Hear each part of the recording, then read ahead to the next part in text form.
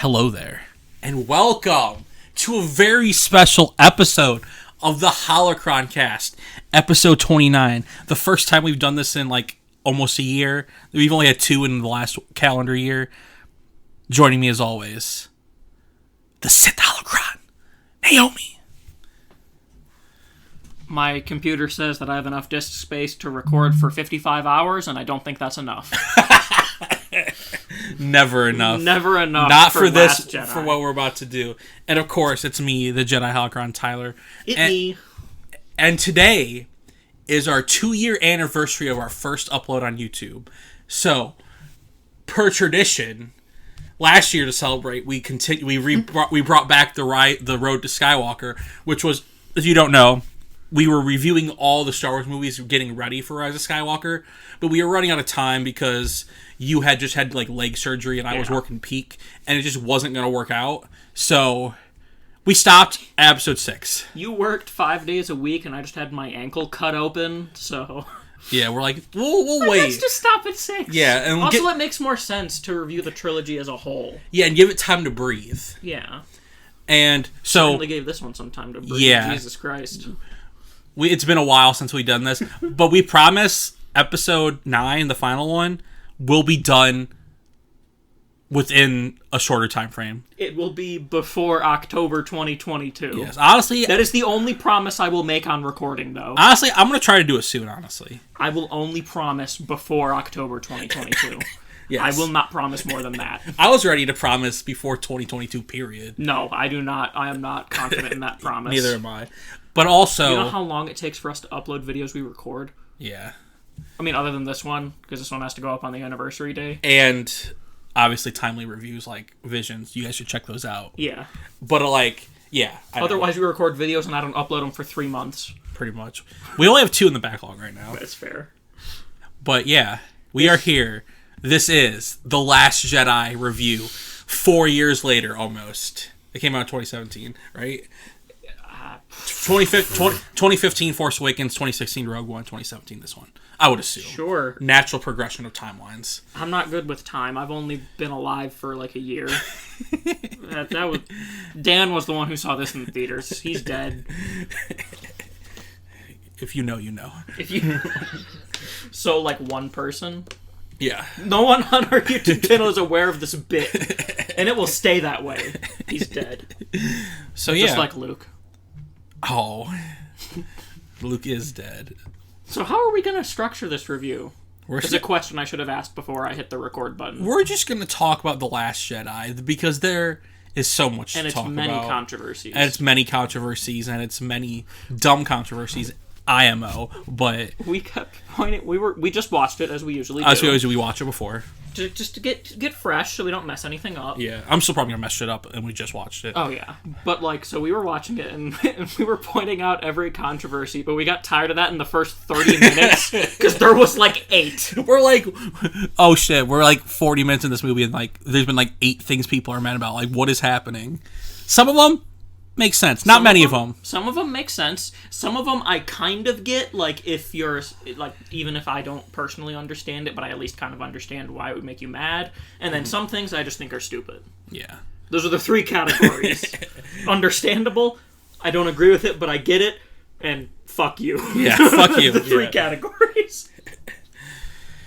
So, yeah, where do you want to start, then? Well, let's start right at the beginning with DILF of the Year. DILF of the Year. Wait, Captain Kennedy? Captain Kennedy. Yes. Honestly... Well, because we have to start with that, with the opening. Yeah. The standout character that you didn't know you wanted in your life, but you need and you can't live without now. Yeah. Captain Kennedy. The best officer in Star Wars. In the First Order. No, period. He's not better than, like, Thrawn. Okay, that's fair. He's not better than, like, Thrawn or, like, Tarkin. No, he's better than Tarkin. I like him more than I like Tarkin. I disagree. Tarkin is whatever. Very, very disagree. Captain Kennedy, competent. Give me proof anyone other than Tarkin... I'm not Tarkin. Thrawn is competent. Can't. Tarkin outsmarted people constantly. Yeah, but Tarkin was like... Well, we're not here to debate Tarkin. I'm just saying, like... Captain Kennedy is the only competent First Order officer. Oh, yeah. Period. Yeah. That is not a better question. than Hux, better than Price, and it's short-lived, sadly. And well, because he's like He knew what the fuck was up. Yeah. Right away, they're like, he'll never penetrate our armor. He's not trying to penetrate our armor, you dumb fuck. You dumbass. He's trying to take out the fucking cannons. Like, he knew what was happening before it was happening. Right. And we don't see First Order characters do that ever, because the First Order is even more stupid than the Empire. He was not fazed by the one ship like Hux was. Hux is like, one cruiser? Like, what? You mean the fighter? Yeah, the fighter. One fighter. He's like, that just threw Hux off. Kennedy knew it was a threat. Oh, no, yeah, but it threw Hux off. Yeah. And then he was like, why didn't we scramble our fucking 5 bloody minutes ago? Also, he's one of the only openly British characters in Star Wars. Yeah, he's very... Well, there are a lot of British characters. He's like, I'm British. No, he's the one who says bloody. Bloody, yeah. Like, no one else in Star Wars says bloody. Yeah. The only other time in, like, Star Wars where I'm like, oh, you're clearly British is when Rey in this movie says cow. That's a very British... Yeah. That's a very British thing to say. But yeah, the guy who plays Captain Kennedy should be at Star Wars Celebration because I want a picture with you. Right. I really do. Like, that's not a bit at all. No, I unironically want a picture with Captain Kennedy. Captain Kennedy, like, best First Order officer for real. Yeah, like, not 100%. Even close. Like, put him in... I was gonna say put him in Galaxy, but who cares? But like, I want... It's a shame he like couldn't have been like a competent leader that we actually saw like challenge the resistance, like because like they were so small and shit. Well, yeah, because they were so small, and it's also like he doesn't really get an opportunity to do anything because Hux is the one calling the shots. Yeah, just a good show of. I think Captain Kennedy is the perfect example for why Hux sucks. Yeah, because Hux killed all the other competent people. In like the comics, like they're like Hux comics. Yeah, like, he killed like all the other his dad and all the competent officers. Yeah, because that's where they all went. Like the First Order started with like competent people, but then Hux whacked all of them so he could be the number one. He was the little snake. Yeah, I feel like even if we wanted more Captain Kennedy, exploring him in like this movie wouldn't make sense anyway. Yeah, for what they're trying to tell. I would love like a show set with like the First Order where we're just like we got Captain Kennedy and like. I don't know what it would be because these movies are so close together, but like I want to see him like and the fucking resistance is like nothing. Yeah, I hate that. Yeah, it's lame. One of my most hated things about the sequel trilogy as a whole is the fact that the resistance is so fucking small. Yeah, I want wars. I know it's called Star Wars, not Star Rebellions. Well, the thing is, the rebellion was at least substantial enough where it was a war. It was more of like a guerrilla war than like an open war. But like the resistance is just it's not a military. Yeah, it's just like a ragtag. There's 1,000 people like at the most ever. Yeah. And you got one Force user, you got Leia, and then like a good pilot, and then everyone else is just people. Yeah. Who are okay at what they do. Like they should have had an army. I said this in many other Holocron-Casts, but I would have loved the sequel so much more if it was the New Republic and they were the massive force and the First Order was small. Yeah. Small elites that were just like taking out like high priority targets and they couldn't catch them. Like seeing the good guys be the big ones I think would have been awesome. Yeah, especially because we've already seen the good guys be the little ones. And then we saw the war of equals and then now we need... Yeah, I think that would have been a cool... Whoops, okay. That would have been a cool like... new way of approaching it. Yeah. And also it would have made the enemies honestly more scary because there's fewer of them, so they would be more competent. They could have finally utilized the Knights of Ren in an interesting way too. Yeah. Pissed me off. Yeah. But that was more of a Force Awakens mistake than Last Jedi. That was more of a we don't have a plan mistake. Yeah. Yeah, it started in Force Awakens when they destroyed the New Republic instantly. Right. It still annoys me. I don't hate the idea of them being small. I would have preferred like what you were saying, but like even them being small, they didn't do it right. Yeah, well, and it's also like it doesn't help because it's like we've already seen it. Yeah, it just just happened. It's the same thing. Did they? But it does make sense a little that Mon Mothma would be so full of herself that she would allow this to happen. It would have made me not hate her so much if she would have at least kept the fucking military. Right, like she allowed this to happen, and the hubris. To be fair. She only disarmed the military, but she was not the Chancellor by the time of Force Awakens. Yeah. So whoever took over after her is also to blame. Pretty much just another lesson in not learning from your mistakes. Yeah, it's stupid. Star Wars. We don't learn from our mistakes. Even the people who aren't Jedi don't learn from their mistakes. So let's talk about the first controversy. Poe taunting Hux. See this one falls into the camp of. I put this in the camp of fuck you if you're mad about this because he has always been like this. That's him. Did you watch The Force Awakens? You talk first, I talk first. Like that's what he does. His first moment in every movie is him fucking with the bad guy. Yeah. It's him just being a troll. And like if he did it to Kylo, no problems with him doing it to Hux. Hux bitch boy. Hux is a little pussy. Yeah. He had the balls to do it in front of Kylo. Who could fucking killed him. And probably should have killed him, honestly, but... Well, he needed the information. Yeah. But yeah, like... This one I don't get. The only argument that I've ever seen put forward is that it's really Marvel sense of humor. I don't think that's a bad thing, though. Well, like... Obviously, you don't want these to be Marvel movies. You want them to be different. No, that's the thing, is like... It's one joke. Yeah. It's not like the whole movie is full of, like, Marvel quips or anything. We don't got fucking, like... Finn quipping back at him like Peter Parker and like Thor quipping back at each other. If it was like Deadpool. Like that, yeah, I would get it. Yeah, I would get it a bit. I probably still wouldn't hate it, but I would at least understand the argument. This is one joke from a character who is known for being just a cocky asshole. Yeah, a cocky quipper. Yeah, that's who he is. Yeah. I feel like people just wanted to see him, like... I don't know. I lost my train of thought completely. Which is like, I don't like... But it's also funny because Han fucks with people. Yeah. In A New Hope. When he calls when the people call him and he's like, oh, it's a radiation leak. How are you today? Yeah. They've fits always in Star fucked Wars. With people. Yeah. They've always fucked with stormtroopers and shit and like officers. Like, I like, see... And the only reason why we're making such a big deal out of this, for those of you who don't know, this was something that I saw complained about a lot back when this movie came out. Yeah. I saw this so much being bitched about. Yeah. When it's such a minor fucking thing. Yeah. Cards on the table, I like this movie a lot, obviously. You'll find out very soon. Obviously. But, like, when this happened, this timed with, like, the Game of Thrones finale, it really fucked me up seeing everybody on the internet like nitpick over the dumbest shit. So I'm very staunch in my defense of some of these things. Like, you were a broken man at that time. I really was. Life. That was a brutal. That was a brutal year. But yeah. Yeah. So like, if it was the whole movie was full of quips, I'd get the argument. Yeah. But it's just one, and that is clearly Poe's character. Yeah. That's who he is. He's a cocky, badass pilot. I'm mad that this guy is acting like himself. Yeah, I hate it. Like, did you not watch The Force Awakens? And also, like, he's cool. Like, did you see the fucking opening scene where he fucking fucked everything up? Like, but yeah.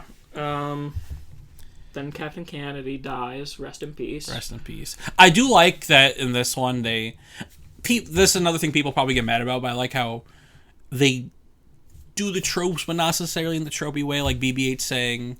I got a bad feeling about this. Yeah. In this scene. I do like that the droid said it, but now I feel like it's happened a lot where the droid says it since then. Yeah, I'm pretty sure the droid said it in Visions, too. I think multiple droids said it in Visions. Yeah. I think like 2 or 3 of them did. Yeah. So now it's become its own trope. Yeah. Which is cool. Yeah, that is cool. But yeah, then the bombers. The bombers. This is one... So, there are 2 controversies with the bombers. Ooh, 2. There's the stupidest argument of the entire movie, and then one that I understand. Okay. The stupidest one is the bombs falling in space. Yeah, and honestly, we're not going to give that much the time of the day. That's just... That's stupid. No. Like, did you watch Empire? Like, come on. And if you're arguing for, like, the sake of, like, physics... Keep in mind that they go at the speed of light and somehow arrive between planets in a couple of hours. If you're moving at the speed of light to move, like, from between solar systems, it would take a long fucking time. Yeah. And they have laser swords. That's not real. They have telekinesis. We see force Skype. Yeah. There's no physics, but yeah, not even addressed. Not even given worth giving time of the day. The one that I do get, though, the MG-100 Star Fortresses, that's the name of these bombers, they fucking suck. Yeah. They are awful. They're kind of slow. They're so slow, and they blow up instantaneously. They take one... Yeah, because they're full of bombs. You take one shot, boom. Other bombers don't do that. Yeah. Other bombers have shields. Do they not have shields? They clearly must not. They all have very blew good up ones. instantly. Yeah. So, like, I get the argument. Like, those bombers are fucking atrocious. No, yeah. They suck so bad. Yeah, that's a fair point. I don't have a problem with that argument.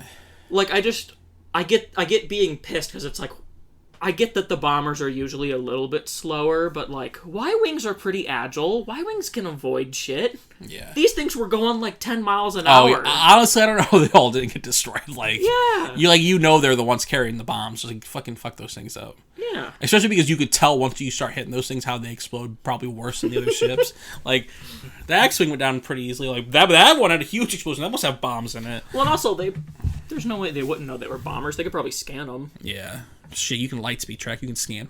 Yeah. Well, they've always been able to tell what's a bomber and what's not. The First Order probably has schematics on hand.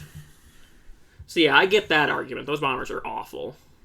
The only defense I would have towards it is clearly the resistance is down to nothing. Oh yeah. So these are probably just the only ships they had left. That is like the argument for it. Like, they don't have shit. Like, I think the more argument is like, why are they using these shitty ships? No, the argument should be, why didn't the First Order fuck them up? Yeah. Like, we clearly see, like we talked about, the resistances very slim. There's not much going on there. They're barely making it by. They ain't got gas. Like, come on now. And also, the Rebellion was already using hand-me-down Y-Wings. Yeah. They were definitely out of Y-Wings by this point. They really definitely did.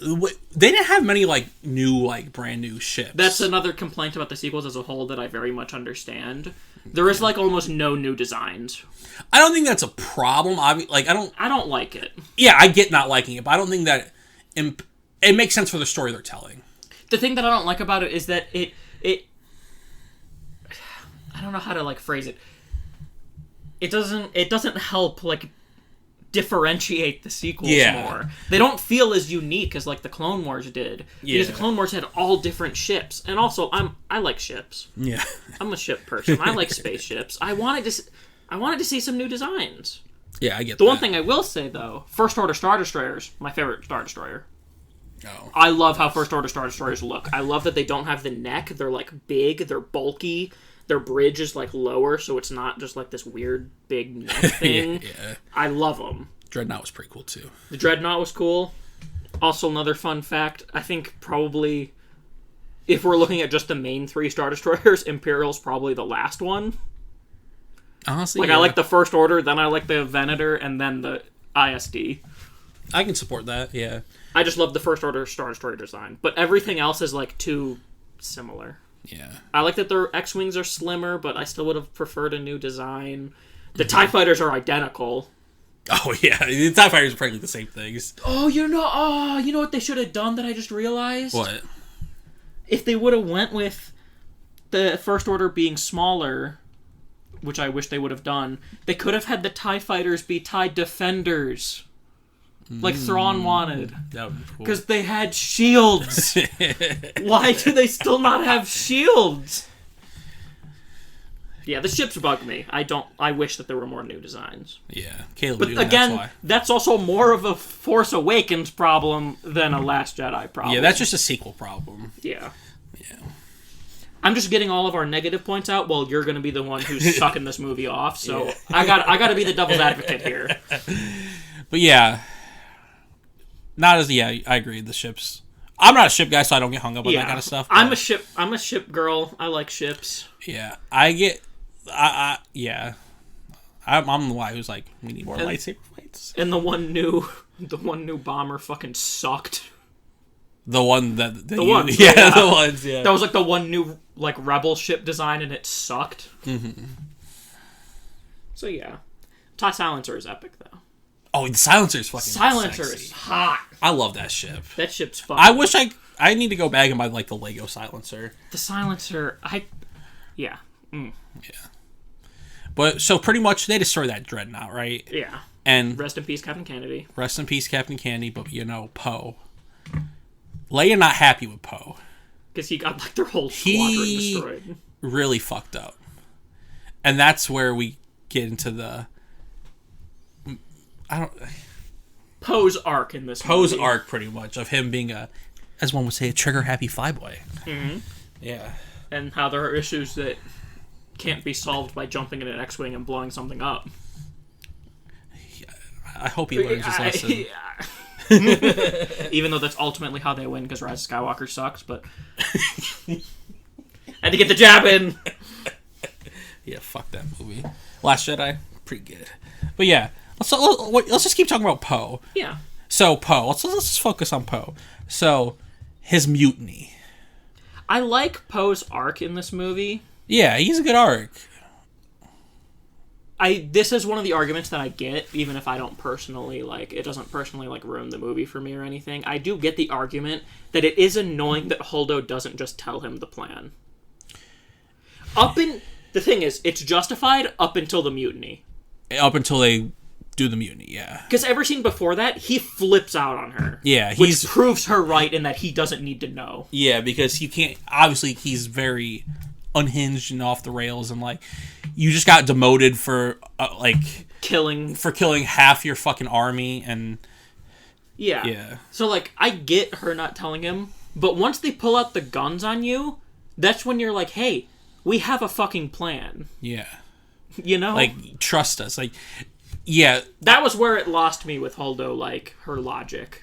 Yeah, I don't think she ever needed... I get probably you should have told him there, but, I still think he's completely in the wrong. Oh, well, that's not the argument. The argument isn't that he's in the right. Well, yeah, but, it's just that the mutiny could have been stopped if she would have just said the plan. Yeah.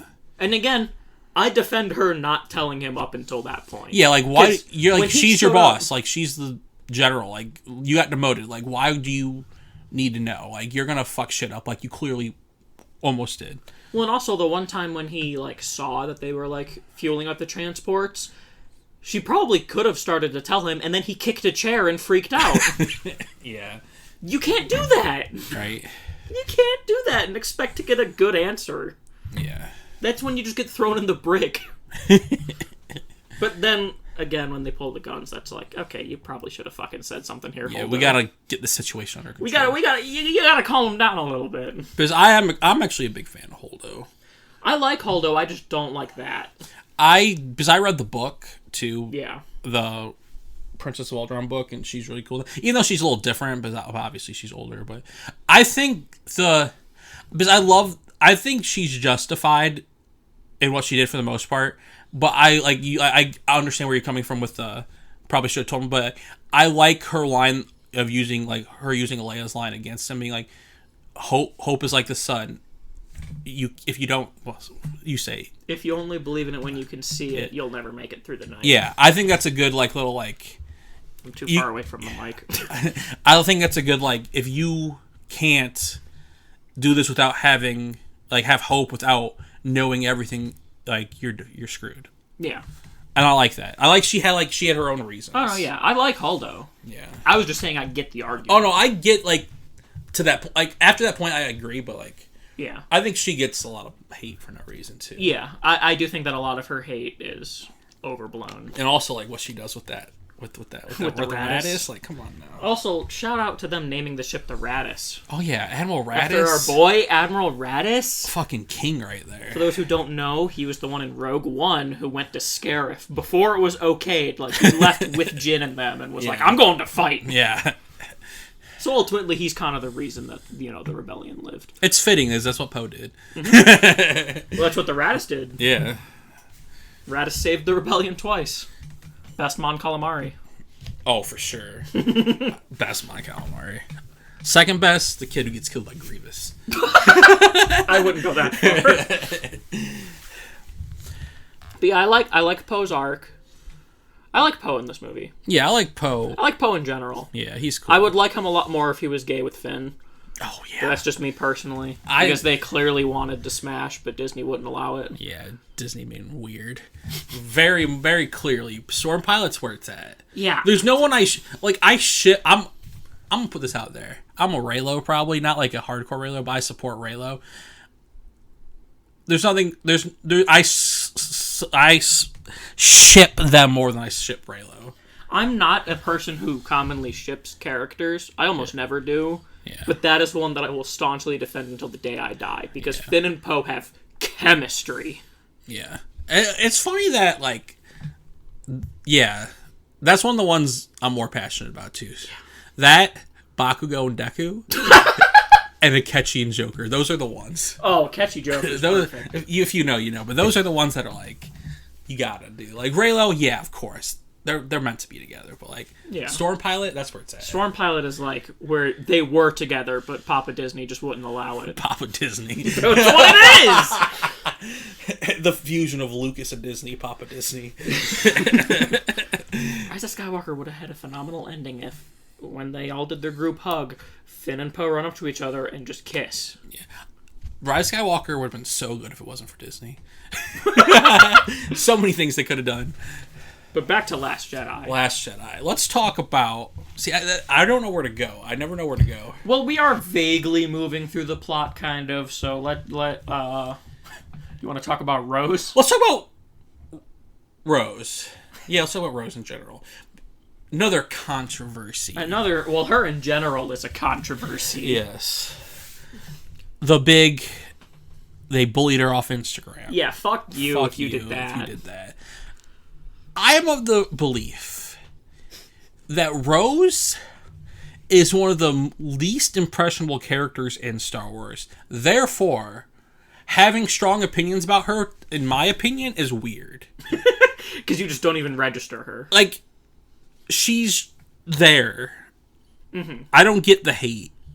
And honestly, if people love her, I don't get the love. Yeah. I just don't get, like, she didn't leave an impression on me. Yeah. I do really like, since we're going to be just jumping around the whole movie. Yeah. I really like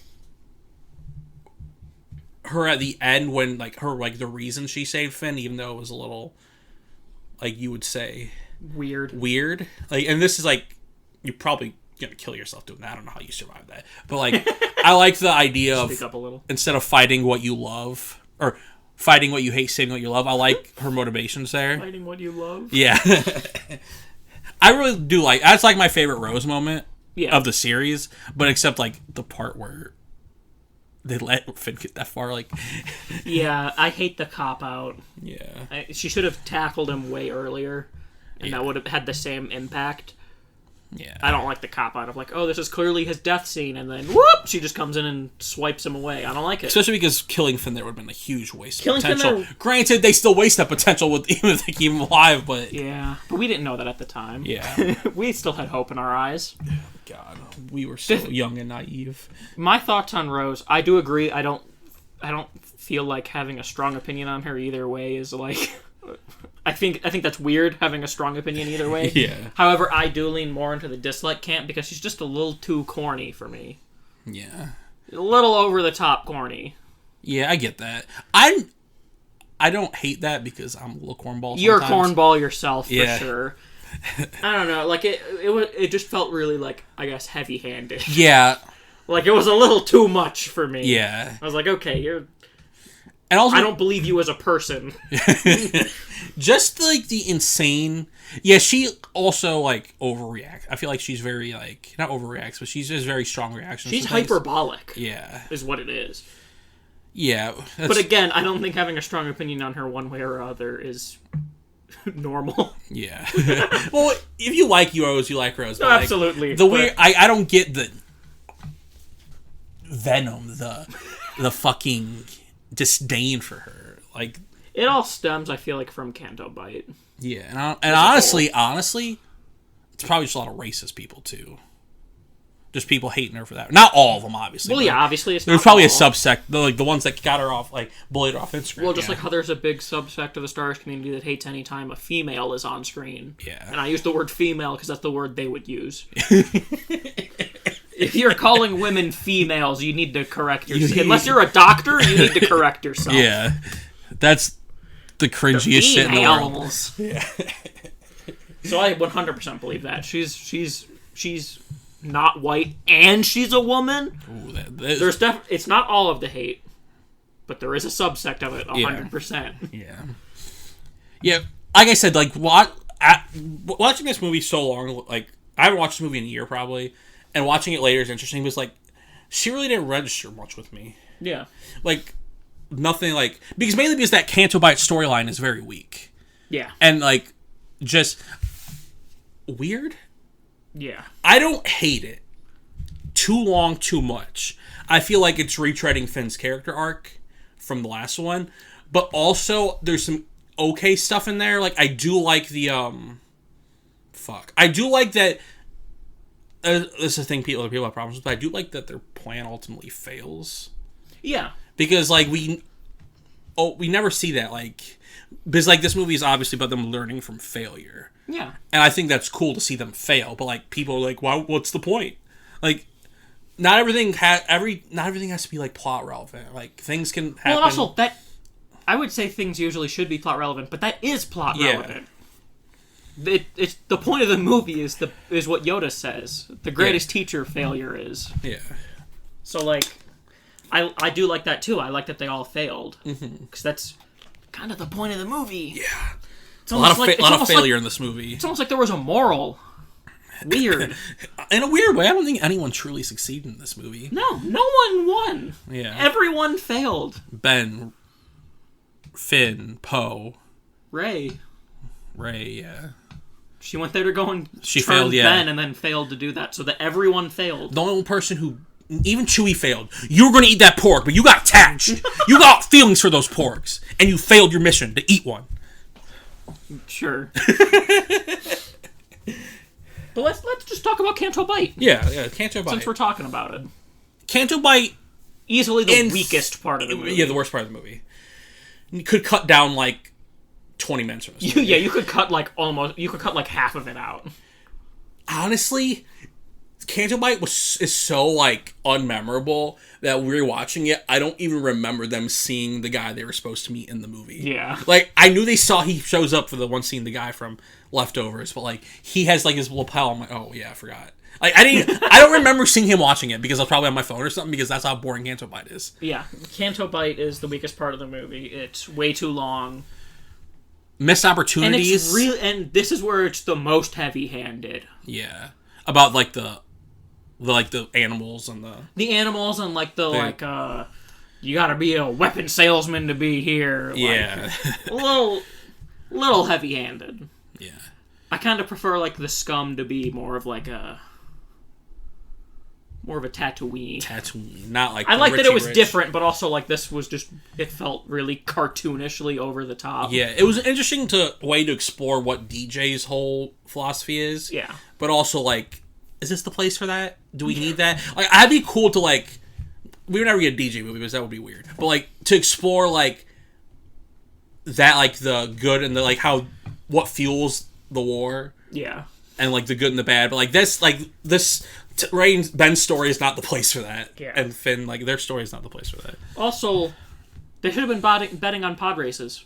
Yeah, that'd been fucking 100%. That would have been awesome. Yeah. I want more little things like that connect the movies together. Yeah. Especially because you're using so much already from, like, the original trilogy with, like, all the vehicles and all the, like, things. Well, like, what's a little spice of prequel. Little prequel love, you know? And pod racing's dope. Right. It's better than watching horse races. Mm-hmm. Pod races, people die. Yeah. I think that was a big missed opportunity. It would have been a good connective to prequel era stuff. Yeah. And also, we already know that is a sport that these scoundrels and scum of the universe bet on. Yeah. And you could have, like, we could have seen, like, maybe instead of freeing a bunch of horses, they actually free some kids, you know? Yeah. The sentient beings. That's the only... I think the only redeeming part about Canto Bight is Broom Kid, because Broom Kid, a legend. Broom Kid. He is the future of Rian Johnson's... No, I'm just kidding. Speak up a little. He is the future of Rian Johnson's trilogy. He is the hope the universe needs. I keep looking at the bar whenever you talk, and it's really small. I'll get closer, but yeah. Yeah. No, yeah, Canto Bight, I don't hate it, but it's definitely the weakest part of the movie. Honestly, in my opinion, it's the part that keeps this movie from being, like, perfect. Yeah. Because I adore this fucking movie.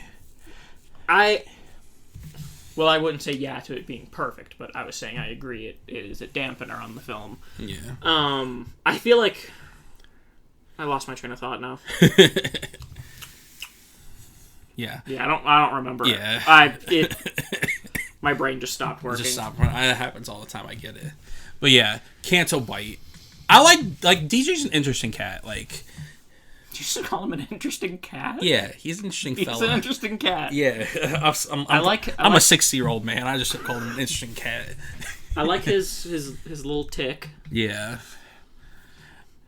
And just a minor thing that I really love. I love that he knocked that guy out with his shoes. Yeah. For some reason, that's so funny to me. Right. Did you do this? Yeah. I feel like we should save the Rey and Ben and Luke stuff for last. Yeah. Because that'll be a whole big thing. Right. So they get to the supremacy with DJ. Unless you have anything else to say about Canto Bite, I don't... No, there's not much to say about Canto Bite. Yeah. Thank God they deleted 15 minutes of it from the deleted scenes. Yeah, god damn. Like, the deleted scenes are like... It already felt too long. Yeah, but there's like a 15-minute deleted scene of them. It's like where you get like Warwick Davis as a little cameo as one of the creatures and shit. Yeah. That's the only sad thing about it being cut out is that we don't get Warwick Davis in this. Yeah. I'm sure he's somewhere else. Yeah, probably. But a more obvious. Yeah. But yeah, they get to Snoke's boudoir as DJ called it. Yeah. Also, the supremacy.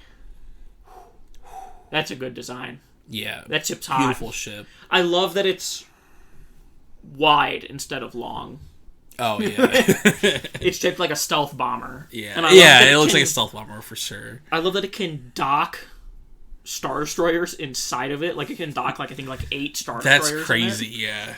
And it's also, it's the capital planet of the First Order, technically. It's not planet size, but it's the size of New York City.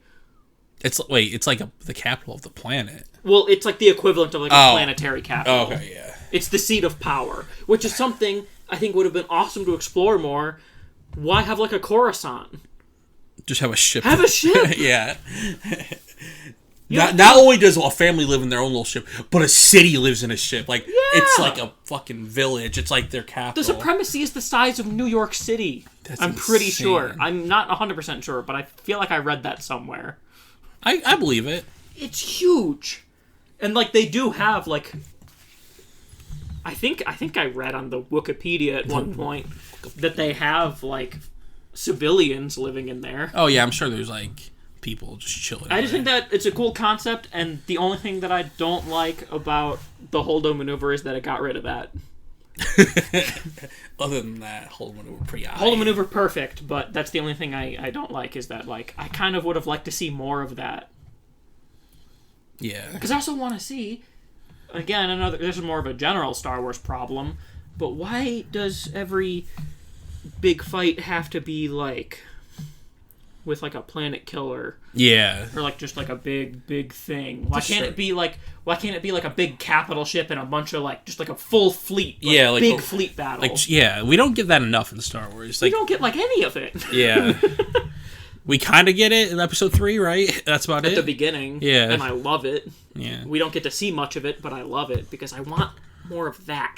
And I'm sure I said this in our Force Awakens review, but one thing that always bugged me about Force Awakens, a little bit of a tangent, I hate that Starkiller Base ended up being a super weapon because I wanted it to be them raiding a big base. Yeah, not cool. A planet killer, but them raiding a base. Yeah, their home world. Yeah. Because we the Empire really didn't have. Did they really have a home world? Coruscant. Yeah, because they took it over. But Coruscant was their capital. Okay. But the war pretty much never reached there from what we saw. Yeah. I mean, obviously they couldn't have done it in the 70s. The war should have reached there. In Duel of the Fates. We should have had a war on fucking Hosnian Prime. Because that'd been cool too. I would love seeing that. Planet Killers. I hate Planet Killers. Planet Killers, it makes sense for the original trilogy, but you need to stop doing that. It's great for the original trilogy. but don't keep doing it again. Yeah. Honestly, even doing it in episode 6 was a little too much for my liking. Yeah. And then episode 9, every fucking destroyer. God, I'm not looking forward to that. We'll get to that discussion. That will be an entire segment, me doing this exact argument, but in way more depth. Yeah. Because I hate planet killers. So boring. Fucking hate them. But yeah, so they get onto Supremacy. We see your favorite character, BB-9E. Oh, yeah. Favorite BB droid. Woo! I know you have him level 1000 in Battlefront 2. How do you know? I paid for that, though. You know, pay to win Battlefront 2. You paid. Don't know. They fixed that. Yeah, I know. But yeah, I like you. Let's just get. You want to get to the Finn Phasma fight? Yeah. Yeah, because there's not a whole lot to talk about. We're just pretty much following the Finn and Rose line here. And there's not a whole lot to talk about, like, with them just walking through the Supremacy. Yeah, so, like, I distinctly remember seeing this in theaters and Phasma popping up and being like, oh shit, she's in this movie. Like, fuck, I forgot, because for a movie, like, this movie has a lot going on. Yeah. I forget about that. Like, I'm like, there's actually a lot of shit happening in this movie. And obviously seeing this in the theater for this time, after, like, the hype for that was, like, a lot. Like, it's like, oh, God, you're just caught up in the moment. And I'm like, Phasma. And then, of course, they wasted her. What a tragic waste. Gwendolyn Christie is a badass. Yes. Like, you have her... You just give her the legacy of another... You just give her the legacy of another bad... character in a suit who doesn't do anything for their trilogy. But, like, the potential was there. Because, like, obviously, if you've seen Game of Thrones, you know Gwendolyn Christie is fucking... Like, you could have had her do so much cool shit. She knows how to fight, right? We could have had, like, Did she do her own fights? Yeah, probably. So, like... should have been way more of her fighting. Right? And we never have, like, a good, like... She's not a stormtrooper. We never have, like, a good, like, soldier on the ground, like... Well, yeah, she is basically a stormtrooper. Yeah. She's the leader of their stormtroopers. Yeah, and we never see them do anything. Like, this would have been the opportunity for them to be, like, intimidating. Yeah. Phasma, I think, is such a wasted character, but also still nowhere close to being as wasted as Boba Fett was in the original trilogy. Yeah. Boba Fett's death scene in Return of the Jedi is one of my most hated scenes in Star Wars. Okay, let's do a little side thing here. Ranking the biggest fuck-ups in Star Wars of these three. The biggest missed opportunity. We're going to use Boba Fett, obviously, before Book of Boba Fett, but they fixed that. This is pre... They're fixing this. We're looking at this just within the movies. The films. Just within the films. And the sad part is, two of these are going to come from the fucking sequels. I don't even have anyone from the prequels who's a missed opportunity. Grievous. All right, here we go. We'll rank the four, then. Grievous, Boba, Phasma, Knights of Ren. I think the biggest wasted opportunity is Grievous. Yeah. Because he's the most interesting, and we know that he factually killed dozens of Jedi, but we never fucking see it. And he's, like, badass in the cartoon, the original Clone Wars cartoon. Original cartoon, there's one fight that he has with Obi-Wan in the actual Clone Wars animated... Not the canon Clone Wars. Yeah. That's I really like. But we never get to see him do anything. So he's number one. Because he had the most potential. Yeah. Then I would honestly say Phasma.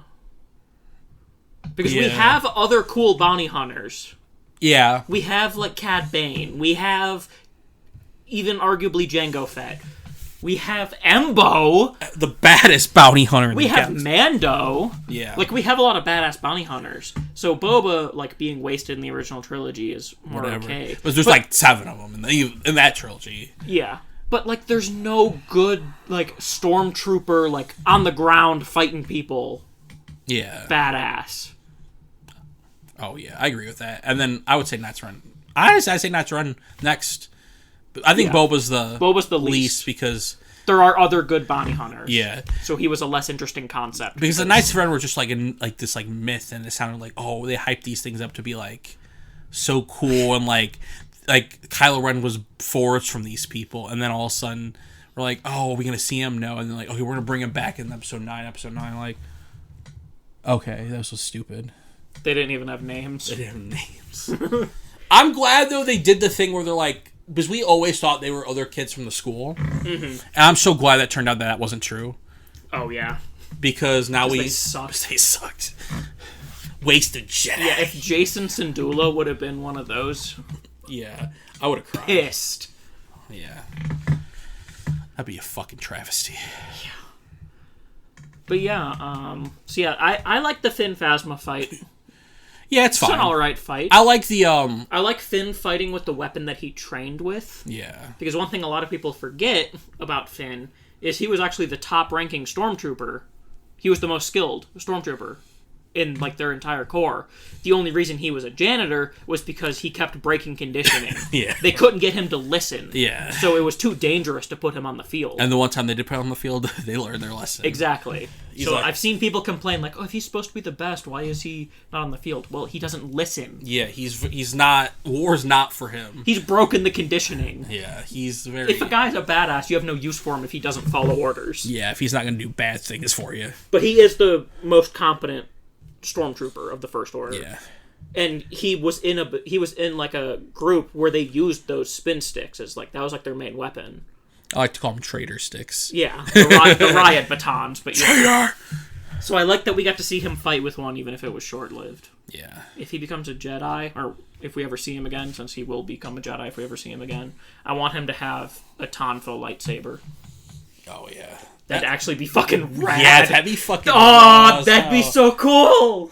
Dude, a Tonfa's like the baton stick, right? Yeah, like it has like the stick, it has like the handle, and then there's like the big... It's the right baton. I've never wanted anything more, I thought. Dude, like, it'd be like... And like spinning it like, and you're like an Inquisitor saber, but it's only one blade, and you're fucking... Yeah, that'd be fucking... That'd be raw as hell. Oh, I hate that I just gave myself that desire. And it'd be green. Like, it has to be green. Finn saber has to be green. It has to be green, because that is perfect for him. Oh my god. John Boyega, take that idea, bring it to Disney. I know he's a big Star Wars fan. If they ever bring you back, make them give you that lightsaber. Pull Mace Windu. Imagine him with that and Rey with the staff saber, yeah. And like... And then Benny Boy with them when he comes back from the dead. Spoilers. Spoilers for a movie that came out 2 years ago? Yeah. Well, to be fair, this is a Last Jedi review, but... Well, but you said when he comes back, so you were talking about Ben's death and Rise of Skywalker. Yeah. Movie that came out 2 years ago. I know. Yeah. And also, who cares about spoilers for that piece of shit? Yeah. I'll be the one defending that movie in our review since you have so much vitriol for it. Venom. Yeah. Yeah, so I like their little fight. I love that Phasma's pistol was chrome, too. Yeah, a little pistol. Also, just a little aside for those of you who don't know, Phasma's armor is not Beskar. No, it's made out of a yacht. It looks like... It does look like Din Djarin's armor. Mm-hmm. It's the same, like, chrome, but it is not Beskar. It is made from Palpatine's yacht. Yes. The old, like, Naboo yachts that we saw, like Phantom Menace, they escaped Naboo in one of them, like the big chrome. Yeah. So just fun fact, she did not have Beskar. That even makes her legacy more disappointing. That she had some cool, like her armor has a cool story to it, like her armor how that happened. Made out of a ship. Right. We were talking about this while we were watching the movie, though. It'd be very cool if they did bring her back one day, because we've learned, if we learn anything in Star Wars, if you fall, you don't die. Mm-hmm. But it'd be cool if she came back and she was just like a fusion of her metal and just like her skin, and like, but not like she's like Vader getting burned, but like her armor got burned into her. Yeah, like it like fused into her because it like melted and then just like seeped into her. She's like a cyborg, but not a cyborg. She's a cyborg, but much more terrifying. Yeah. And she still just have like her one eye. Yeah. Like that's the only way she can see. Yeah, she only has one eye. Yeah, that'd be dope as shit. She'd have to have like some like system rigged up to keep her alive, but like that'd be horrific to see and also badass. Yeah. Because I have the book back here on the shelf. Somewhere. The Phasma book. But I'm pretty sure one of her key traits in the book is she's a survivor. Oh, absolutely. Like, she just, like, hangs on. Like, she gets... Her two key traits are that she's a survivor and she's extremely selfish. Yeah. She will sell out anything to survive. First Order was kind of flawed in that way. A lot of selfish people in the First Order. Your lead apprentice to your like leader is a selfish fuck in Kylo. Hux is the most petty, selfish person you ever meet. And then your leader of the military is a selfish fuck too. Well, like that's the logic for why she lowered the shields to Starkiller Base. Yeah, it was more about her. She's not loyal. Yeah. Her only concern is surviving. we need That's more, like her character trait. I like... And jumping way ahead into another movie. But, like, I love Ben coming back to the dark, like, to the light. But, like, what do we need some loyal-ass dark side people. Like, stick to your guns, like... Palpatine was the only one. Palpatine is literally the only one, and Maul, Maul. who stuck to their fucking guns. Well, like, anyone from the prequels, pretty much. Yeah. Like, Dooku stuck to his guns. But also, like, he was a traitor. Oh, no, he was a traitor. He was a fucking Jedi. Yeah. God damn. Maul didn't stick to being a Sith. He only stick to being evil. That's good enough for me. Yeah, that's good enough. But I was just clarifying that. Because he's not a Sith in Clone... Or after Clone Wars. Like, even, like... Obviously, I didn't want that for Ben. Even though I wouldn't have hated it for Ben. Hold on. Here's the distinction. If he was gonna turn good, he should have stayed alive. If he was gonna die, he should have stayed evil. Yeah. Stuck to his guns and stayed evil if they were gonna kill him and keep him dead. Yeah. Because him just pulling the exact same thing as Vader is stupid. Except he's coming back, so we don't gotta worry about that. Well, if they ever address the sequels again. Yeah, we'll talk about that in the Rise of Skywalker review, where I'm like, You're crying. Where I'm crying because we're never gonna see any of them again. Yeah. Okay, I feel like we've been generally, like, negative on this one, which is weird. Well, that's because I'm... And also, we haven't gotten to the meat of the movie yet. Well, that's the thing, is we haven't talked about the best parts. Yes. We've been talking about the controversies, and then we just spent the last 20 minutes on Canto Bight, so... Talk about fast. So, of course, we were going to be negative. Who else you want to talk about before we And also, this is how we get the viewer retention. Yeah. For people to stay this long, because we're just ripping on... Or I'm just ripping on it. Which is weird, but is this one of your favorite movies? It is. Yeah. I'm playing devil's advocate here, because we're having a discussion. Yeah, that's fair. Some of these things I agree with that I've argued for. Like, I do have problems with the movie, but make no mistake, this is one of my favorite movies. Right. Mostly because of the stuff we're about to talk about. Yeah. Well, what is there anything else to talk about before we jump into, like... Before we jump into the good... Rey, Kylo, good Ben? shit? I'm trying to think. I don't think so. We kind of addressed everything. Yeah. The Finn fake out was dumb. Oh, let's talk about Leia. Oh, I also, just as a brief aside, I love how their assault with the skiffs on Scarif, or not on Scarif, on Crate meant literally nothing. And I love that. Oh, yeah. Because they are down to nothing. It was their last futile little attempt. And they're like, no. And they just got mowed down. Yeah. Because, of course, they did. There's like 13 of them left. And little, like, things you found on a planet that's been abandoned for years. For the last, like, 30 years. I would honestly, if you guys enjoy this movie, like we do, read Princess of Alderaan. Because it ties in a lot. Like, they the go... Holdo stuff. Like, and then the Crate being the original, like, one of the original Rebel bases. Like, you should check it out. Because, like, another reason I love Crate is because, like, that... Yeah, that, and then also it's beautiful. It's fucking gorgeous. That fucking salt, that red. Ooh, Yeah, baby. ooh. Well, I'm going to mention this right now, too. This movie is the prettiest Star Wars movie. Yes. It is gorgeous. The use of reds, the use of, like, just everything about it. Like, the colors, like, the sets, the fucking... Everything about this movie 100% is agree. fucking Oct 2 is amazing. fucking gorgeous. I love Oct 2, yeah. And it's a real place. I know. They literally had to, like, get people on helicopters and bring them there. Yeah. It's so great. It's such like a... I think it's like... It's in Ireland, isn't it? Yeah, it's like an island off Ireland, I think. Yeah. I remember when I watched the Director and the Jedi sing all about that, which is the documentary based on the movie. Yeah. Of the making of the movie. Also, yeah, how could we almost have skipped Leia? Yeah, because that's another big controversy. Yeah. The more times I see it, the more I get it. Of people not liking the Mary Poppins Leia thing. Oh, I definitely don't like that. That's one of my bigger, like... I hate the execution. Yeah, it's kind of weird looking. You know what would have been so much better? If she was just, like, using the Force to, like, stay within the area. Like, within the bridge. And yeah, it wasn't like sucked out into space. Yeah. Because the Mary Poppins looks fucking bad. Yeah. It does. It would have looked so much cooler with her, like holding on to something and, like, gripping there with the Force. Mm-hmm. Like, that would have looked so much cooler. Do you think, though, she had been, like, cut off from the Force? To, like, because, like, she probably didn't want to feel Ben, and then also, like, she gave up her Jedi training, which we learn later. So she probably wasn't as tapped into it as she should have been. But I think it would have been okay if she still would have done that. Oh, yeah. Because she is stronger in the Force than Luke. Yeah. Canonically, that is just a fact. She is stronger in the Force than Luke. Yeah. She was intentionally meant to be the protagonist of the sequel trilogy. Yeah, Yoda wanted to train her back in the day. Yeah. So, like, I love the concept of, like, her surviving through just her, like, raw power with the Force. That's awesome. I just hate the way they executed it because it looks so stupid. It looks dumb as fuck. Yeah, I can agree. I don't hate it, though, because I don't know. Yeah, I don't know.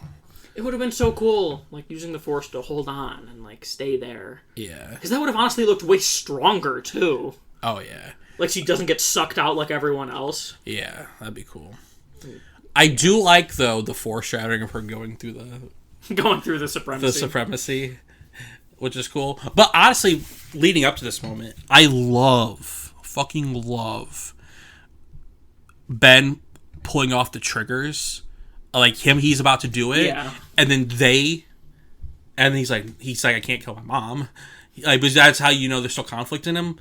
Obviously, there's a lot of other cases, like reasons to believe that. But like, I love that moment, especially. And then like, I don't expect those other things to go in and do it.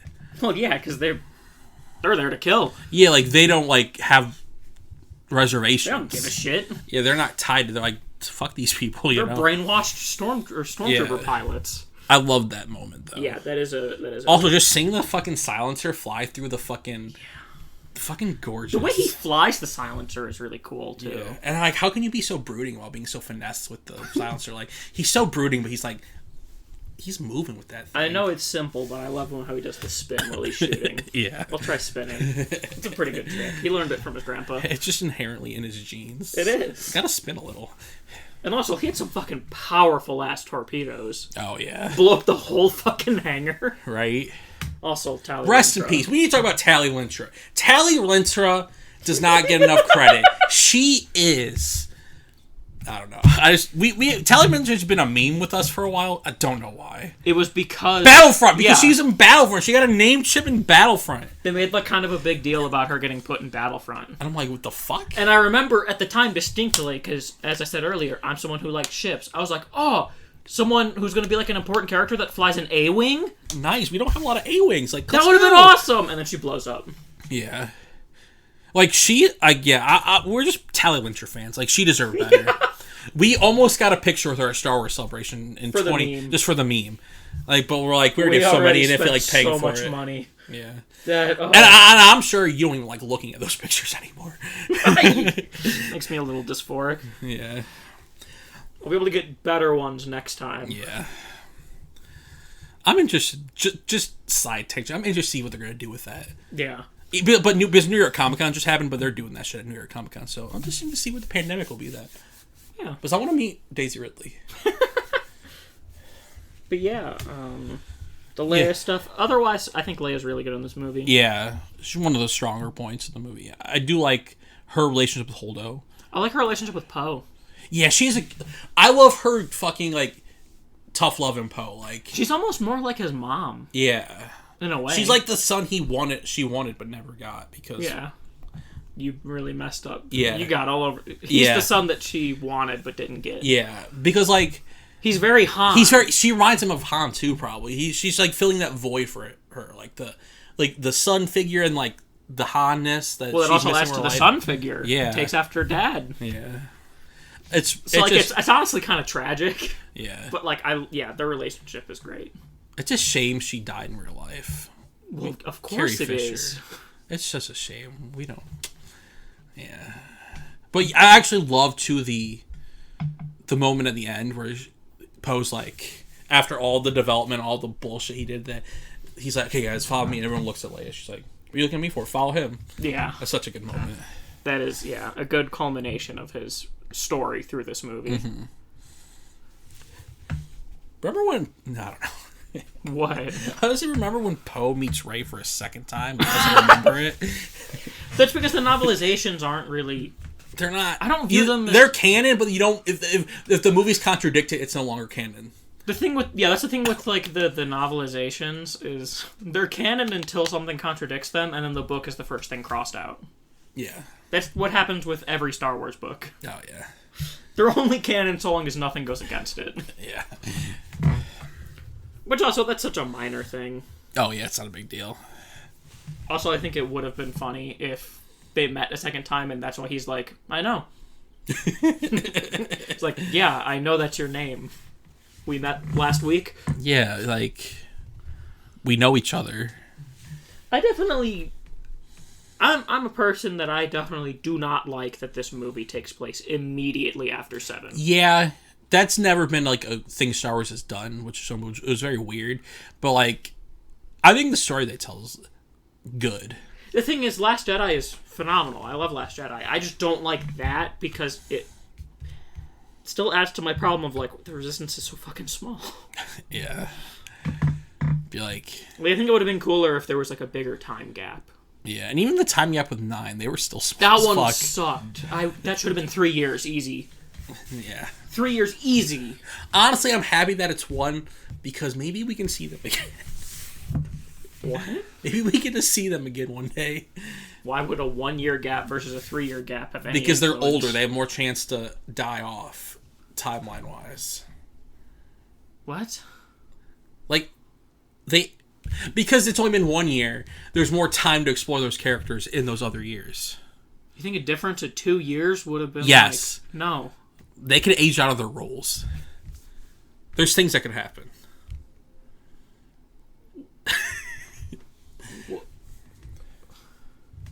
Why are you so flabbergasted by this? I'm so fucking confused by that. Why? Like, that the Resistance could have had 2 extra years to build up? But remember how disappointing Rise of Skywalker was, so that would be even more disappointing. It would have came out at the same time. No, but, like, that would have been a waste of the timeline because they do all that and they still do all the bullshit they do in that movie, so it's all shit. I just don't... It's a different discussion. I don't understand. Let's get to now that we're past the hour mark. So now that we've got the watch time from all the people who hate this movie, let's suck it off for a little bit. Okay. Rey, Ben, and Luke. The only time Luke is ever good. I wouldn't go that far. No, I'm just kidding. That's a... We've seen The Mandalorian. I'm not a Luke stan, but that's the little bit. I like him in 6. Yeah. Return of the Jedi, I like Luke. He's okay in 5 too. Yeah. He just sucks in 4. He just sucks in 4, as most of the characters, in my opinion, did. Yeah. But that's a different discussion. Yeah, our most controversial point is that this is our favorite version of Luke. Favorite version of Luke Skywalker. Because he finally... This Star Wars... I feel like this is Star Wars for the first time recognizing and admitting that the Jedi are so fucking flawed. Like, that they have... Like, if you watch any of our other reviews of these movies, I will rant about Yoda being just like never learning from his mistakes and being the constant reason that things fuck up. And it makes sense that Luke would make the same mistakes Yoda did because Yoda forgot to teach him. And what do we get in this movie? Yoda finally teaches him. Well, it's not that Yoda forgot to teach him. Yeah, he died. You think he just forgot? Well, he can teach him as a Force Ghost. No, he intentionally didn't tell him. What? Because he don't... Why, though? I don't know. Because Yoda sucks, that's why! There's no way he just forgot that happened. Yeah. You think he forgot Order 66 happened? He just sucks. That's what it is. I love Yoda, but that's really sus. Yeah, Yoda's sussy-wussy. I was going to say, this is my favorite version of Luke, because this is the only version of Luke where he feels like a person. Yeah. He feels like an actual, like, person. And he has, like, a struggle. He's not just a legend. He's not just a legend. This is him like dealing with his legend and struggling to live up to that legend, which is a problem with just people in general with expectations, like living up to like your expectations, and especially when you're the only Jedi. Yeah, and you're like known throughout the galaxy as this myth and hero who is like flawless, and you already have that legacy, and then you have to bring them back. Yeah, like you have to bring them back. Like the amount of pressure he went through Like, I just think that's a natural progression of his story, and I know we'll probably get into this discussion at some point, but like you saying like you don't want the journey to be Jedi anymore, but like I love seeing his journey of going like, yeah, I get it, they need to go, but like, yeah, maybe they can come back but be different. Yeah. But yeah, like it just makes him feel more believable. Yeah. As a character, and so much more interesting as a character. I don't want him to be this perfect being who is just like actually going out there and like crushing AT-ATs left and right and like pulling down Star Destroyers and shit. And just like mowing down people. Like yeah, he can still be a badass, but like he feels so much more human. Yeah, he has the real human struggle, and he is a badass in this movie. Yeah. He's a fucking like the end where he stands on the First Order, but like not really. Good? Sorry, my cough is okay. Yeah, it just makes me emotional. I thought you were getting choked up. I was like, should I be concerned? No. My every time, my throat's being weird because I'm getting. Yeah, I went pretty good a year and a half. Didn't get COVID. Got vaccinated, but the cold's fucking taking me out. You know. You're about to be like, yeah, but I got COVID right now. No, but the cold, it fucking took me out for real. Yeah, it fucked me up. I just thought you were about to cry, so I was like, do I need to pause? No, we're not talking about Rey yet. But yeah, no, I lost track where I was, but like Luke, it's more of a human struggle, and he is still a badass in this movie. Yeah, it's not like he's like. That's why I don't get like people who wanted him to like be like this like god. Yeah, I feel like one thing that they forget is that like, yeah, it's cool if he does like just slaughter things left and slaughters everything like animals like his father did, but like his last act is the most Jedi thing a character could ever do. That will never be topped. That is the most Jedi moment of all time. Yeah. Perfectly symbolizes exactly how Yoda described the Jedi in the original trilogy. Mm-hmm. You only use the Force for knowledge and defense, never to attack. And Luke does not harm a single person. Yeah. And he allows them to escape, and it's just... He saved everyone's lives and didn't have to fight. Yeah. That's the most Jedi thing. And he did it by, like, a thing we've never seen before, done before. Like, that's badass. It's fucking metal. And that cost him his life. Yeah. It's hinted at earlier. Yeah. When Ben sees Rey and he's like, "You're not doing this. The force of it or the strain of it would have killed you." Yeah. Foreshadowed. You don't realize how much this movie foreshadows shit, which is great. Yeah. Rian Johnson. Let's take a moment real quick. Rian Johnson, you fucking king. I love you. Also just showing how Luke is one of the most powerful characters with the Force, because to have that much control and strength to project yourself across the galaxy. We don't know how far apart they are, but still, they are planets apart. Yeah, they're definitely far apart. Yeah. To do that, like, in real time is asinine. So, like, the amount of strength he had to do it, like I don't even get people mad at like him being like a hermit, but like I will never understand people who don't like that. No. His last act. Yeah, there's nothing more Jedi. Oh yeah, it's one of the best parts of the movie. Oh, easily. Just like, because like he's such the perfect like counterpart to Ben, because he's so I call him Ben now. Yeah. Sorry for if you know who I mean when I say Ben. If you don't, I don't know what you're watching this. He's kind of halfway between Kylo and Ben in this movie. Yeah, he's such like the perfect foil to him, because he's like everything. He reminds him of everything that he loves, but also everything that he hates. Yeah. As in like his family, and then like what they did, and like not being there for him and shit. But like, and just like Adam Driver, I love him. I was losing I was losing where I was going. I felt like I was saying dumb shit, so I stopped. But yeah, and you said the fangirl over Adam Driver. Yeah, like every delivery he has. Oh yeah, like, I'm with you. All the lines, it's just so like there's so much venom in it, but like it's so like not. It's so it's perfect. Yeah, I very much agree. I love their relationship. Yeah. I love, like, in that fight specifically, I love how, like, we really don't think of, like, why does he look like that? Like, Luke? Luke, yeah. Yeah. Like, at first you're like, that's weird. He must have shaved. He cut his hair. Yeah.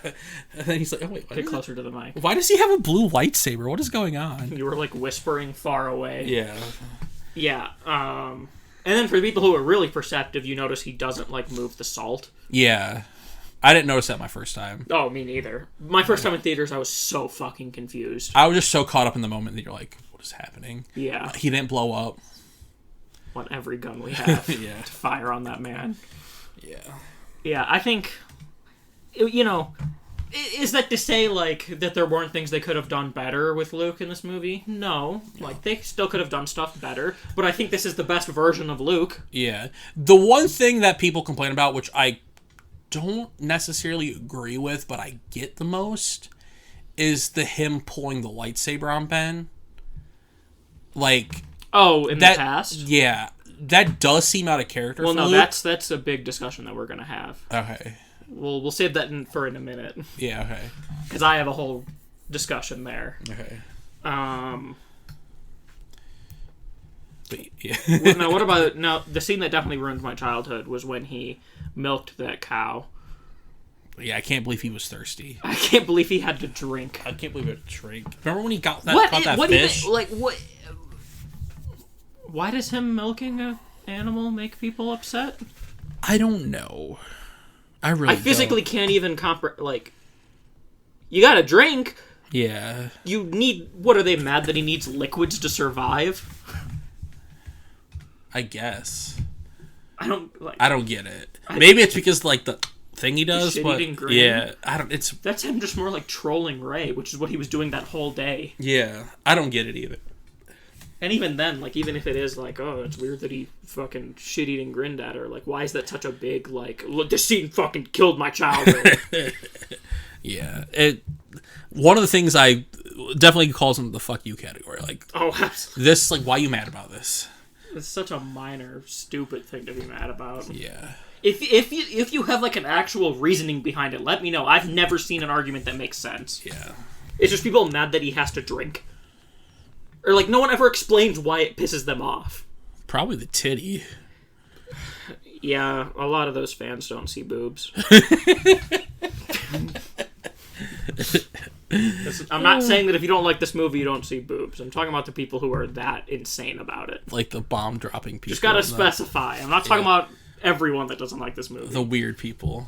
The neckbeards. Yeah, talking about the sussies. The sussy bakas. I just feel like I have to make that disclaimer every time. Yeah. Where I'm like, it's not all Star Wars fans. It's not even all bad Star Wars fans. It's just that one subsect that you know exists. The ones that I was just saying, never mind. That if you've made it this far in the video, you're not one of those fans. Yeah. Because if you're one of those fans and you heard us say that Luke Skywalker is our favorite version in this movie, you turn it off. You would have disliked and left. I was gonna say if you have a Revan poster in your room, but I think that was a little too far. That's a whole different discussion. Yeah.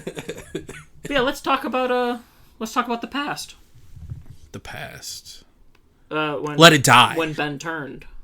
You're still holding on. That you were talking about? Oh yeah. I think that is an interesting moment because I don't feel I get it. Like a moment of weakness. That's very human. Everybody has a moment of weakness. Because we know Luke traditionally head in the future, not in the moment. He always is looking like Yoda says to him in this movie, head in the I forgot the line exactly. Eyes always on the horizon, never right here. Like he's too busy worried about what Ben will become, what he will become, that he's like, if I could kill baby Hitler, would I? It's always that argument. Yeah. Like, and I get that. But also that doesn't I understand why I don't think it's out of character, but I don't think it's in character. You know what I mean? Yeah. I don't think I think it's something that could happen, like moment of weakness. Like that's who Luke is. He's always looking in the future. He fucked up. Because he didn't like swing. He said he realized I love cast like a fleeting shadow. Yeah, I love that phrasing of that. And I was left with shame. Yeah. My strong defense for this being very in character for Luke is that this is honestly like a perfect mirror of how he was with Vader. Yeah. when Vader threatened Leia, Luke went ballistic, and there's that scene where he's just slamming down over and over, and then he cuts off. Right? Yeah. No, on the Death Star. Oh, the Death Star. Was that? Yeah. Okay. Yeah. When he had the green lightsaber and he's going after Vader and he's just hammering it down over and over again, and then cuts off Vader's hand, and then has that moment where he's just like, "The fuck did I just do?" Yeah. Like he has the Skywalker anger. Yeah. He's just way better at controlling it. He's no Anakin. He knows how to control his anger. But there are still moments where it leaks out like that. Like where he's going ham on Vader's fist because Vader threatened Leia, like, and now that he actually has something that he's built for himself, of course it's like you'll have that instinct of I gotta defend it. He's so terrified of losing it because he has so much to live up to, like we were saying earlier. Yeah. Like that legacy. Like I get why people are mad about it, because I don't think the people who are mad about it like have ever understood what Luke Skywalker is. Yeah, I know that's blasphemy. Like, I feel like that might be talking shit, but like the people who hate hate him in this movie, they had like this fantasy of him in his head that they didn't that they truly didn't understand who he was as a character. It's not even in their head; it's Legends. And it's just that this is going a completely different route than Legends did with Luke. Yeah, and that's what people get caught up on, because like he's not Superman. He's more of a human. Yeah, which is the best way to go about any character. Like with great power, you have to be like the best struggles you have of character and of mind and of like. And so like the fact that it, as he says, passes like a fleeting shadow, all he did was ignite the saber and then instantly regretted it and was like, I haven't learned anything. What the fuck am I doing here? Yeah. You saw that as Yoda's. Yeah, exactly. Because Yoda didn't fucking teach him. And so like I get why someone would find that out of character. I guess. Because they never understood who Luke was. They have a different version of Luke in their mind than we do. I just get so vitriolic about defending it because I feel like it's so, like, it's perfectly mirroring Return of the Jedi. Yeah. Luke has always been, like, when it comes to the people he cares about, like, the anger. Yeah, he has that struggle. Yeah. And that's kind of the whole point. I feel like anyone would have that struggle. Yeah. Especially with, like, someone so close to them and, like, so much responsibility. And, like this could affect so much. And also, like, people say, like, well, he believed in Vader until the end and all that. He never saw what Vader did. Yeah. Not firsthand. Here it's implied that he received, like, a vision of what Ben was doing. And also, like, Ben's his legacy. Yeah. And also, again, it isn't like he went and swung. Yeah, he was just like, fuck. Ben just happened to wake up at a bad time. It was that, he heard the lightsaber. Yeah. It's that, like, combat instinct of, like, this can ruin everything, I have to stop it. Mm-hmm. Like, I don't know. Stop it before it happens. It's also, like... Save... To continue my point where I was like, he didn't see the atrocities Vader committed. Yeah. Not firsthand, anyway. He had heard of them, sure.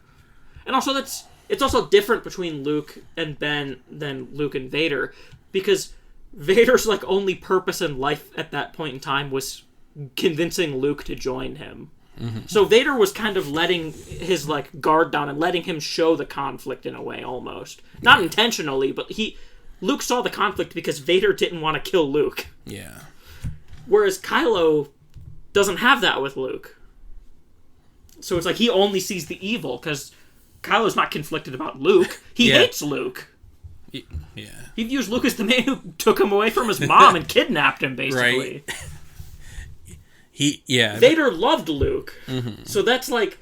It's harder to see that struggle when you're not so, like... central to that struggle, because he was the center of Vader's struggle. Yeah. And to, like, Ben, he was just like a bad guy. He was just a criminal that basically kidnapped him from his mom after in Ben's eyes his parents abandoned him. Yeah. Ben was already felt like he didn't have a home. Yeah. And you made the one mistake that would turn him, that would just damn it all. Like, do we know how much, like, you're saying, like, it felt like Luke took him. Do we know to what extent Luke, like, Ben wanted to be there? We know obviously, like, Han was gone out of his life doing Han stuff. Leia was busy being a senator. Like, I'm sure that he didn't have time for his family, so I know he felt abandoned by them. But did Luke Well, I never fully understood his relationship with Luke. Well, like, my understanding of it has always been, unless this is said differently in the comics, but from what I've understood and from what I've seen, like, I don't remember where it was from. There was... Is it maybe the Aftermath books? Yeah, I don't remember. It's from something, probably. It's from something I've read somewhere. real top-level research. But, like, my understanding of it is like, obviously we know Leia regrets that she feels like she abandoned him. So I feel like there's no way that a child wouldn't also view it that way. That, like, his mom just ditched him. Oh, yeah, no, I'm not, I know that. And so naturally he would come to resent the person that took him and is now just training him. Yeah, but like... And Luke's it's his uncle, though. But Luke's also not a person who... He wants them... He was training them like old Jedi. No attachment. Yeah. No love. Yeah, and... Yeah. He was teaching them the Yoda That's definitely a way. struggle for Ben, yeah. What Ben needed was someone who actually gave a shit about him, and Luke, being the Jedi that he was probably teaching no attachment. I just realized how flawed that teaching is, especially for people who, like, you teach people who have had a good life and attachment, like young Jedi, but like doing that to a kid who's had, like, not a good home life could fuck them up and, like, that, like, lead them down that dark side path. And again, unless the Kylo Ren comics say otherwise. Yeah, I'm not like I said, that's why I was asking you about it, because, like, I'm not very sure of how he feels about Luke as, like, before that moment. Yeah. I feel like he has to hate him. I don't know if that's necessarily true, though. But the implication is that the problem with Luke's Jedi Academy was that he didn't grow beyond Yoda's mistakes. Yeah. So in a way, he could have driven Ben into a very similar position that Anakin was driven into. Yeah. Like, what he needed most was somebody who cared, somebody who loved him, and Luke didn't allow attachment. Yeah. I think that makes perfect sense, and that's kind of, at least in my eyes... I think he definitely grew to resent him at his time there. I don't think he, like, hated him with all his guts. But I don't know if I agree with the idea that he felt kidnapped or, like, that part. That seems a little far for me. Well, that was just being a little hyperbolic. Yeah. But, like, I'm just saying that my argument there was just that Ben and Luke didn't, like, Ben's struggle was never with Luke. Yeah. Whereas Vader's struggle was him struggling about Luke. Yeah. Because a lot of people are like, oh, well, he believed in Vader, so why did he try and kill Ben? It was a lot harder for him to see Ben struggle. Yeah. When you're not the center point of that struggle. Right, because also he is family, but also he probably wasn't around much with them, knowing like what Ben was going through, and he felt like he got abandoned by his mom. Yeah. And so, like, even if Luke was being nice, or even if he didn't hate Luke right away, I'm sure the resentment grew over time. Yeah. Like, just thinking that your own parents just don't give a shit and left you off with this weird hermit guy. Right. That's the implication that is given. Because I feel like he had, like, because that was the final betrayal. Yeah, that was that straw that broke that was the one that ended it. Like, the only you'd assume, like, yeah, he was telling him not to get attached to people, but, like, the only person he really had left in his life. Yeah.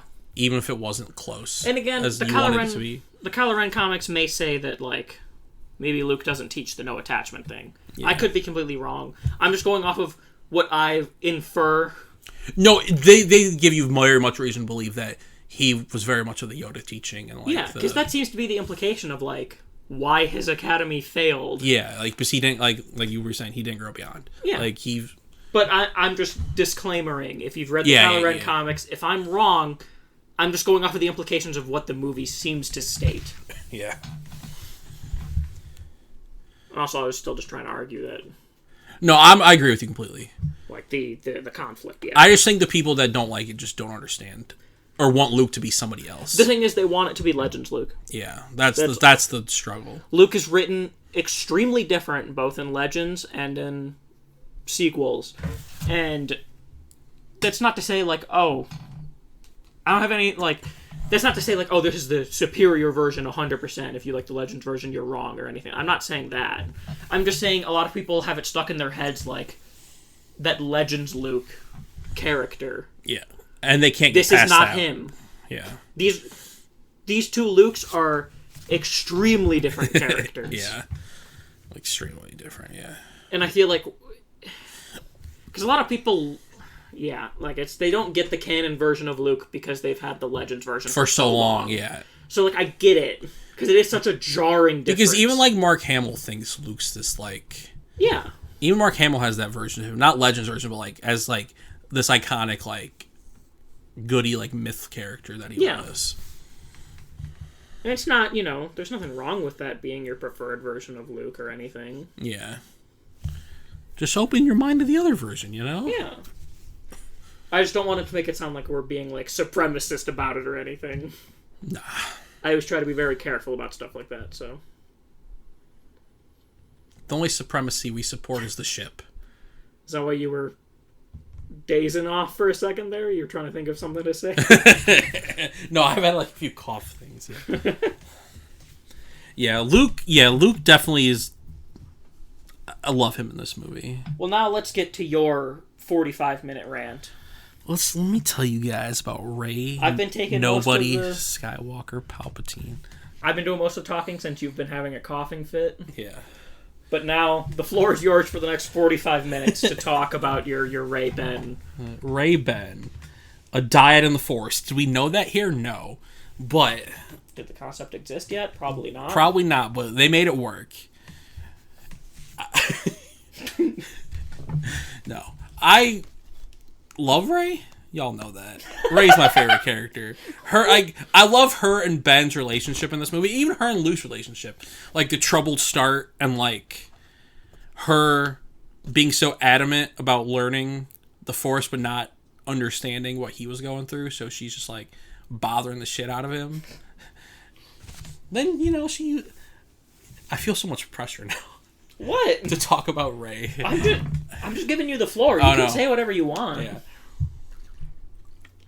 I know I've been ranting a lot this video for what I've been in a ranty mood for some reason. I guess.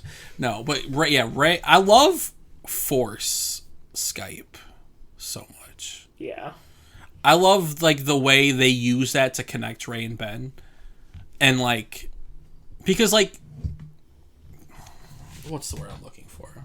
Like, words. No. Speak up a little. I'm just making sure that when you talk, it's actually audible. Hello. Welcome to the official Rey Skywalker podcast. She's not a Skywalker. Rey Skywalker, nobody Palpatine. Yes. No.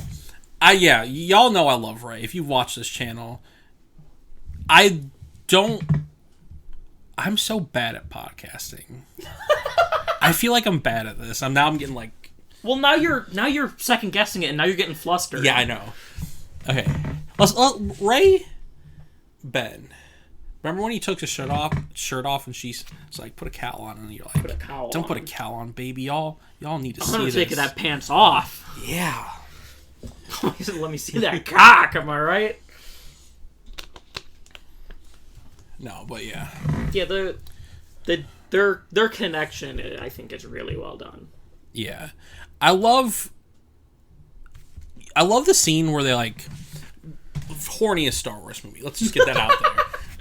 Ben and Rey, the hand touching. Like, they don't touch hands in other Star Wars movies. Like, you've never seen that in Star Wars before. That sensual. Didn't Finn grab Rey's hand and...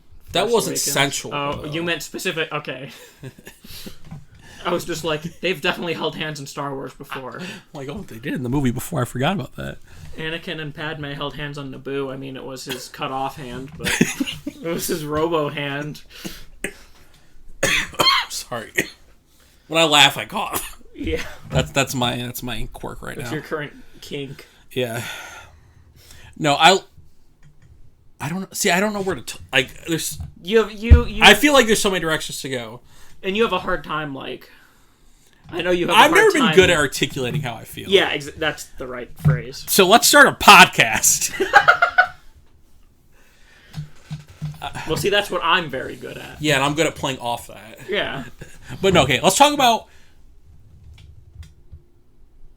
Rey and Luke training. Okay. I love when Rey... I love the way he is fucking with her when they actually finally start training. Yeah. Like the little leaf. The leaf thing. Yeah. Yeah. Yeah. No, the leaf thing. But, and also the, her, like, the way she tries to explain the Force. Like, of, like, you make things float. She's so naive to, like, what the Jedi actually are. And I love that Luke is able to, like, give her, like, the perspective and then also fuck with her a little. Yeah. And I like the moment where after he fucks with her and he's like, that moment, the fucking where he's like, where he's explaining the Force and she's like, light, dark, death, life, it all feeds each other, which is like one of my favorite things about Star Wars that they did with this trilogy, and they even explore it more in Visions of like, fucking, you don't have to be Force, like, Force is everywhere, and you gotta tap into that shit if you want to use it, but like it's everywhere. Like you cannot, you can, you know. The Force is everything. Is everything, and I just love like that moment when he's like, "You're tapping into the dark side," and she screams and the thing cracks. Yeah, so good. I love how his voice starts distorting too, or like, not distorting. What's the right word? Like it starts like fading out. Yeah, like as if he's like far away. Right. Yeah. And then he's like, you jumped right into the dark. It gave you what you wanted, and you didn't even resist. Yeah. Her struggle with the with the dark and like trying to find her place was like, we know Rey. The reason I love Rey is her struggle trying to find her place in the world, because I deeply relate to that. And like the way she is looking for, like, in this trilogy, so up to this point, how she, like, Ben even tells her, like, says it to her, like, you're looking for a father and everywhere. In Han, and now in Luke Skywalker, like, just, like, the dynamic between her trying to find that. Her trying to find her parents. Yeah. Or, like, new parents. Yeah. And constantly, like, not knowing, like, her place and, like, where, like, what to do with, like, her power, because it's all new to her. Mm-hmm. Yeah. Yeah. I'm not good at rambling. You need to talk a little about Rey and Ben. I went, like, my mind blanked for a second there. What you at? Let's talk about the, I don't know what just happened. I just got, like, fried. I feel like I just, like, short-circuited. I do love when Luke's training Rey, though, we get the mention of Dark Sidious, too. Yeah. The one time that's what I love about Rey. She's like the vessel for Luke to learn all his fucking fuck-ups between her and Ben. Well, I feel like Ahsoka's the one who's a vessel to teach him that. Yeah. But, like, he's the, like, she's the Padawan he's going to actually teach that he's going to learn from. Yeah. Yeah, I love their little, like, argument where he's like, in their hubris, they allow Darth Sidious to rise up behind them and then wipe them all out. Yeah. And I love when he says, if you think the light's gone when the Jedi are gone, that's just vanity. Yeah. Because I'm a big proponent of don't bring the Jedi back again. See, I feel like let's have this discussion real quick. The Jedi is such a broad term that they'll never drop it. I know. But I feel like that, like, the Jedi Order is over. You know what I mean? Yeah, but it'll just be the new Jedi Order. No, it'll be called the Jedi. I don't know. It'll still be like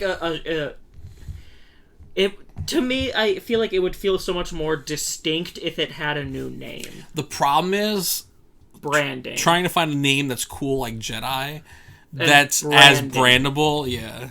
I get it. Don't get me wrong. I get it. But it just annoys me. I like the idea of being able to see the Jedi evolve, though.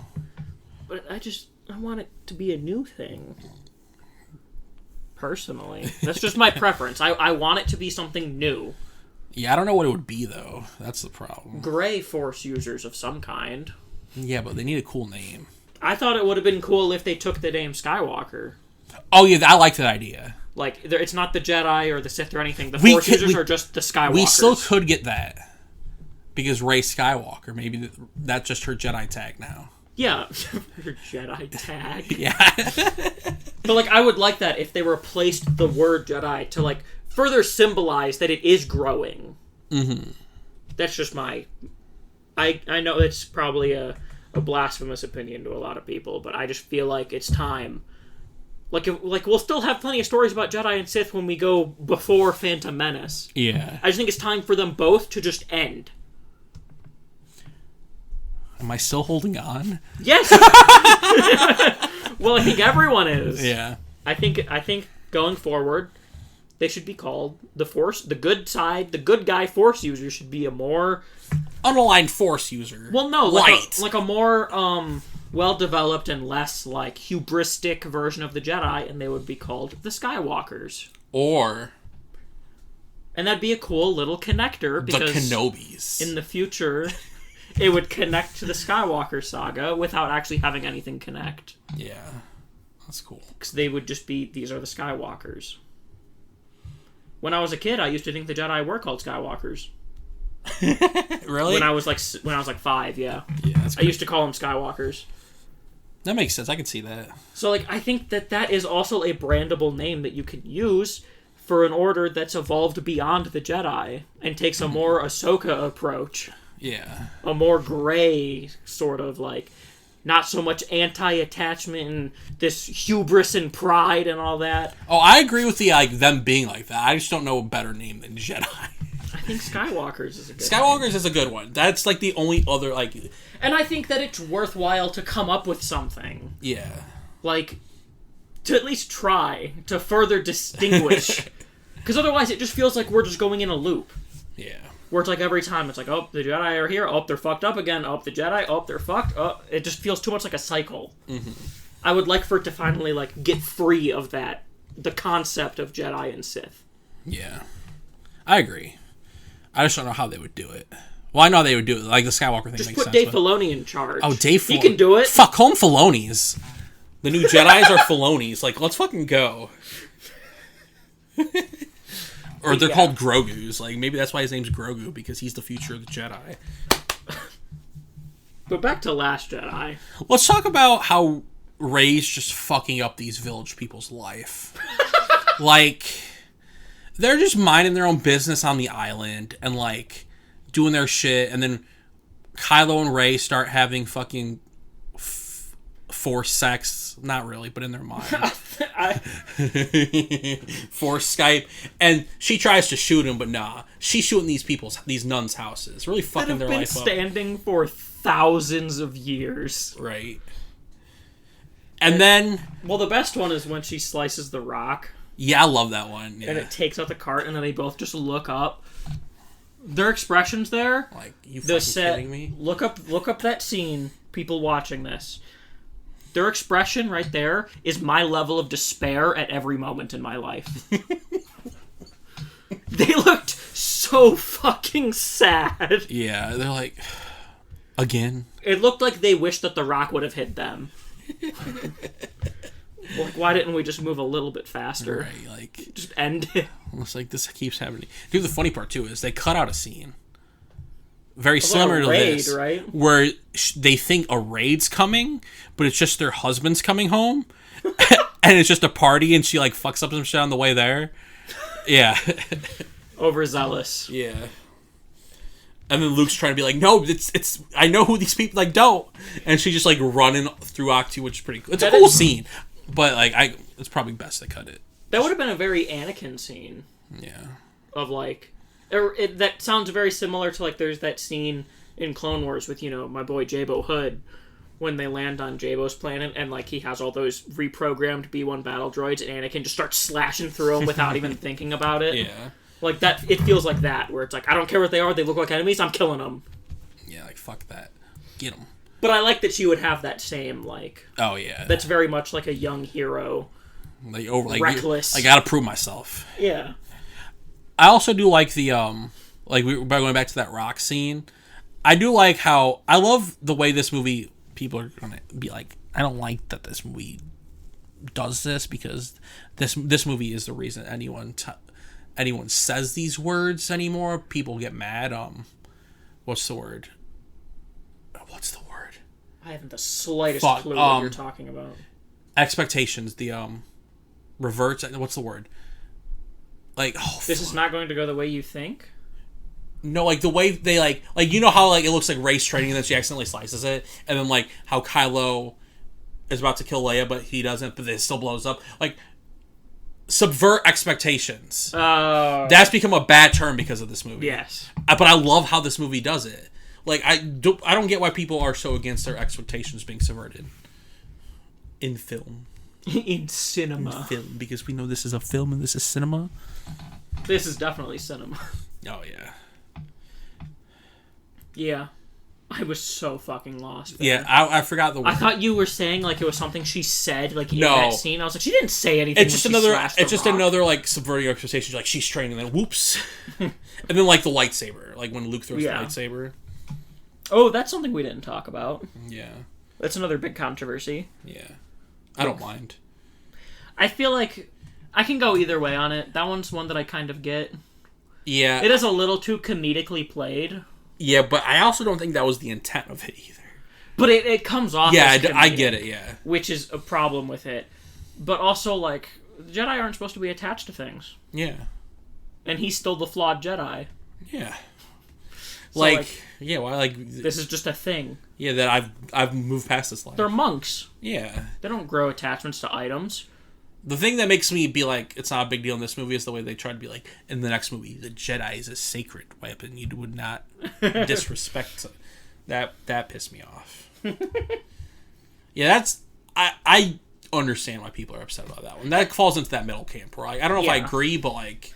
Definitely middle camp. Because like I get it, but also like... I do agree that it doesn't seem like it was the intent to play it comedically, but it definitely came off as if it was meant to be comedic. And that's where it's kind of like, eh. Yeah. But I agree that I don't think that was the intent. Oh, yeah. But yeah.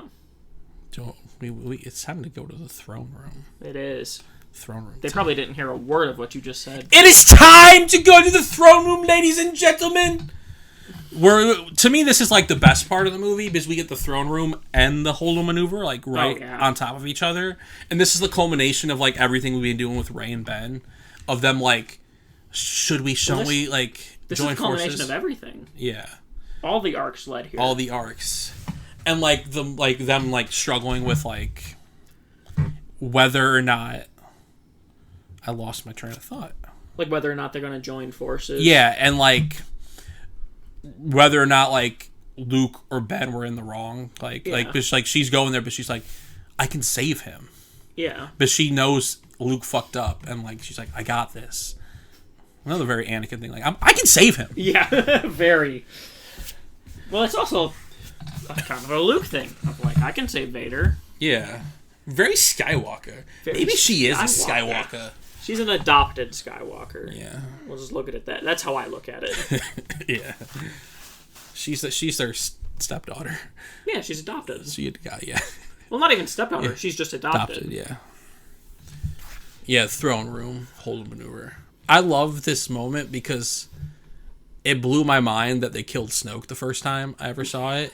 Like, I'm like... Because, like, they were very much setting it up like, oh, this is the Palpatine character.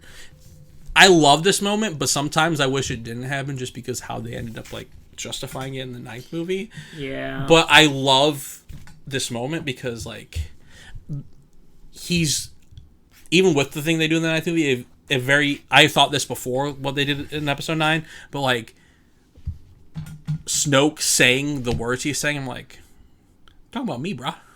Cut me down. I know what you're about to do. Yeah. Like I always felt that like he was talking about. He didn't think he was going to kill Rey. Yeah. I like to look at that, too, that this was, like, Snoke's final test. Yeah. For Kylo.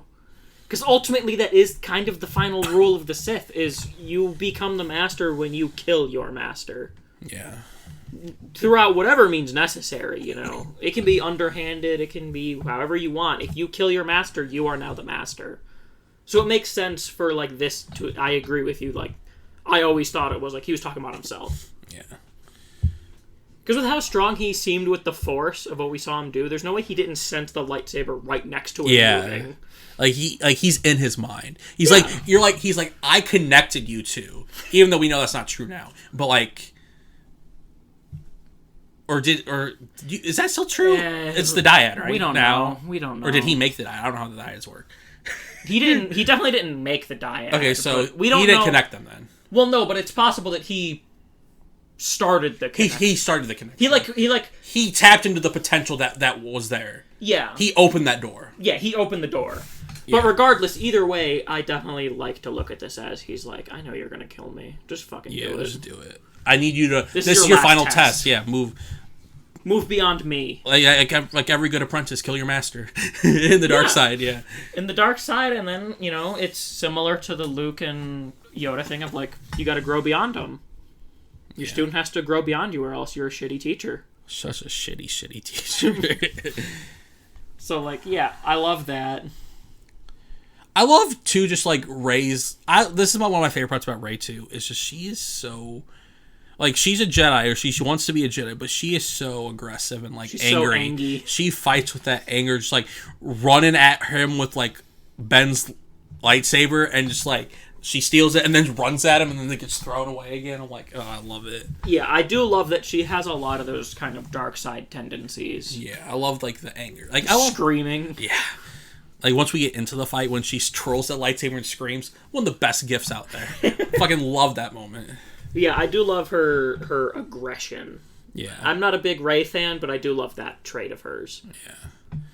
And then, obviously, it breaks down into the fight after she dies, and then Ben's kicking some ass. Ben is, ooh. Rey's struggling a little, which I like, because they're equal in raw power. But, like, training...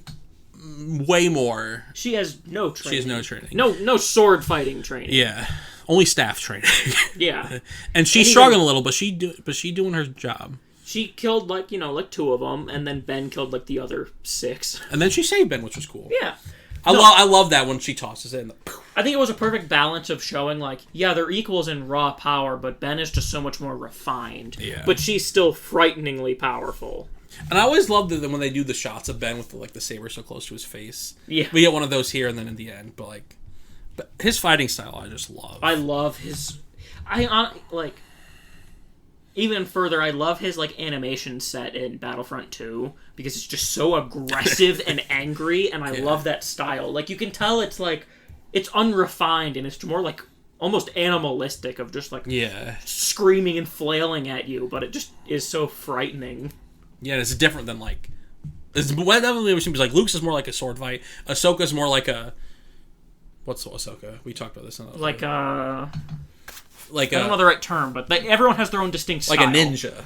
Yeah, kind of more agility based. And everyone has this style. And then Rey's just angry. Rey and Kylo both have very angry styles. Yeah. And then we see Ben has a very fast style. Yeah. In Rise. But yeah, I like the throne room. Love the throne room. And then we get one of the best lines in cinema. Right after. Join me. The Sith, the Jedi, let them die. Let the past die. She's like, we can still save them, Ben. No! You're still holding on! I was bracing myself for it. And I forgot how long the quote was, so that whole time I'm just tensing up, waiting for you to just scream. I know I didn't say the quote accurately, but I said the bullet points. No, you're still holding on. I just let go. I love that whole interaction. Oh, it's one of my favorite parts of anything. I 100% agree. Their whole argument, because I love, as I've said, I love Ben's philosophy. Yeah. Just fuck it all. And the best it's all pointless. Yeah, and the best part about this, no matter what happens, I'm satisfied. Because, join together, that'd be dope. Also, don't join together, that'd be fine too. Yeah. Because that's classic, we expect that, but such a... And then she takes the lightsaber and they fucking bust that bitch up. And then we'll tell you what happens with the lightsaber later, angrily, but... Yeah, I also love the, how it splits as the Holdo maneuver's going. Yeah. Just all this energy at once. Right. This also, the lightsaber is the perfect example of in terms of raw power, they are 100% equal. That's a theme throughout this trilogy of them, both holding something and seeing who is... And slowly she starts to catch up to him. Yeah. And, refining. Yeah, I love that. And then the Holdo maneuver. Immaculate sound design. I just love... I'm getting scratchy now. I love how it's just, like, silent. Yeah. And then, like, the sound comes in. Not as good as, like, the cosmic, seismic charge sound, but it's pretty good sound. Like, one of the better ones. I'm gonna have just a small little rant here about the Holdo maneuver. Because something I've seen people argue about a lot. A lot of people hate the Holdo maneuver, obviously. Yeah, it's not realistic. The argument about it is if it was a normal ship and it cleaved the Supremacy in half, that's perfectly fine. But for it to destroy all the other Star Destroyers, if it was a normal ship, there would have maybe been some logic between being mad there. But the reason why it worked so well for the Raddus is because the Raddus had one of the strongest shield generators, so it kept its shape more solid as it was going through, instead of just, like, instantly vaporizing. Mm-hmm. That's the only reason why it destroyed all the other Star Destroyers. Oh, yeah. If it had, like, normal shields, it probably would have destroyed the Supremacy and not the Destroyers. Because I feel like a lot of people get really hung up on, like, it destroyed the whole fleet, not just one ship. Well, yeah, because at a certain point, when it goes through, it will eventually break off into other pieces. Well, no, because the way that I've seen it explained, I don't know where I've seen this explained before, but probably the internet. It's an argument that I like. Because we see in this film that the Raddus has absurdly powerful shields. Yeah. The Supremacy opens fire on it for hours. Like, it has intense shields. And so what I've heard before as the argument is that because of that, it allowed it to be more of like a projectile instead of just like hitting the Supremacy, destroying the Supremacy, but then just vaporizing everything else. Yeah. Yeah. That's just a little. Yeah, I get that. I that's just another example of people getting too hung up on small details. On physics. Like physics, yeah. Like, well, because also we've never seen this before. Well, how are we supposed to know what's supposed to happen? You know? Like, people are like, oh, why don't they just start light speed ramming every ship into each other? Because that's not a good use of resources when you have 10 ships. That also, but also, like, I like the idea of it's like suicide bomb? that. Like, beyond the morals, beyond, like, being a poor use of resources, it's also like, if you don't have good enough shields to keep your ship intact, yeah, you can't go through You're not going to do that much. You're going to hurt them, obviously, but, like, you're not going to... We have a lawnmower outside. Yeah. You're not going to, obliterate an entire fleet unless you can maintain some projectile instead of just, something that hits something at the speed of light just going to evaporate. Yeah. But you need more form, which is why the shield is important. That's how I've always viewed it. And even if that isn't the case, I don't think it's a reason to get hung up on it. Right? Like, yeah, I don't... I personally... I've never been in a spaceship or been in space, so I don't know what it would do if it went through another one. And I've never traveled at light speed, so I don't know. So I'm not going to be mad about it, because... I was just trying to present a more, like, physics-logical-based argument, because I feel like the obvious argument is just, yeah, the good guys don't suicide bomb. Yeah, I like my arguments, too. But also, we have seen good guys suicide bomb. That was the stupidest scene in Return of the Jedi. What? I almost made a really bad joke. Oh no. Don't say it. No. It's in Return of the Jedi. That was how the fucking Executor went down. Yeah. That's the thing that I don't get. People get mad about this, the Supremacy getting clipped, but they don't have a problem with one Y-Wing crashing into the bridge of the Executor and just taking the whole thing down. What? Right, like, even in Rogue One, they just, like, ram a ship and that bitch goes down. Yeah. With, like, what are those things called? The Hammerhead Corvettes. Yeah. Like, we saw a Y-Wing take down an entire capital ship. Yeah. And it didn't even look cool. It was stupid. I hate that scene. I ranted about that in our Return of the Jedi review. I fucking hate that. Oh, yeah. At least this time it looked cool. Yeah. Yeah. At least this time it looked cool. Yeah. So, like, yeah. I was just trying to give a more logical physics argument for those types of people. Yeah. Some people need that. I've heard the argument, and that's how I've always viewed it, of it's the shields. Yeah. That makes sense. This is the first movie where it kind of makes a big deal that the ship's shields are so intense. Yeah, because, like, that's how they're holding up for so long. Yeah. Because their shields are so, like, powerful. Yeah. So, like, I've always viewed that as the logic for why it destroyed a whole fleet. Yeah. And also, it's a big fucking ship. Right. Which, again, very not good use of your resources. Yeah, visually stunning. Visually stunning. Yeah. I love the Holdo maneuver. I love it too. I love the throne room scene. The fucking... I will never forget seeing the Holdo maneuver in theaters. Oh, yeah. I was coated in chills. Yeah. I distinctly remember seeing this in theaters, and you, when we left, were like so quiet because you were just processing it all. Yeah. Yeah, we were driving on the... Because we went like an hour away. Yeah. At like a bigger theater to watch it that had like good sound and shit. Mm-hmm. And like the whole drive home, I was just sitting there like... You were like just processing that movie. Because there was so much. I know. Even watching it today, I'm like, there's so much going on. Yeah. Yeah. What else? Anything left? I don't really think so. We'll give like final overview thoughts on the movie as a whole. I feel kind of bad that I feel like I stole this episode from you by me talking the whole time. I've never been. I feel like I'm better playing off you anyway. That's fair. I like you told me to talk about Rey. I got like overwhelmed. You got stage fright. I got stage fright. I'm like, I get it. I'm not good at like projecting.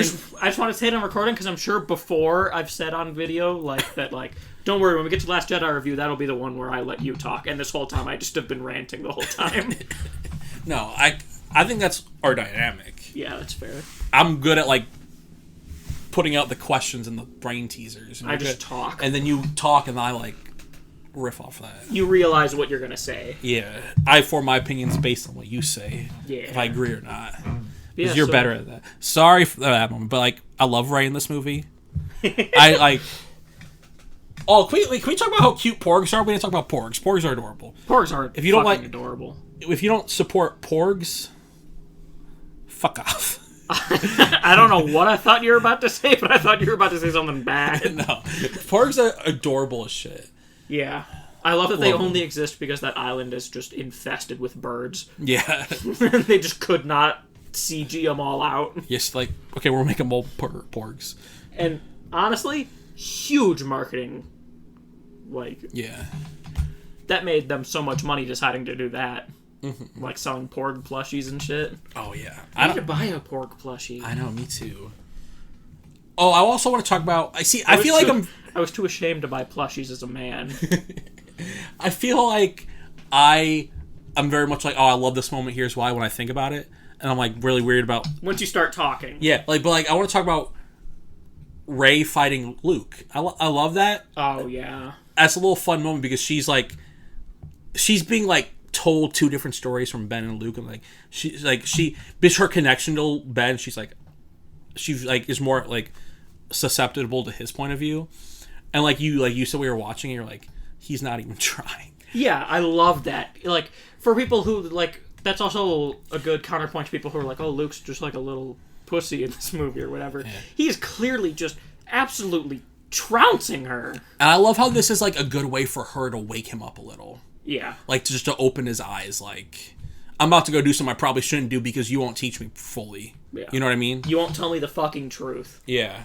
Yeah, I love that confrontation. I love that he's just like, he has his hands like in front of him the whole time and is just like dodging. Yeah. And he only falls when she pulls out a fucking lightsaber on him and he doesn't have one. Yeah. That's so good. What if she would have just killed him there? We would have never got another Star Wars movie ever again. Like, what if she would have just pulled the lightsaber and just swung at him? Cut off his other hand.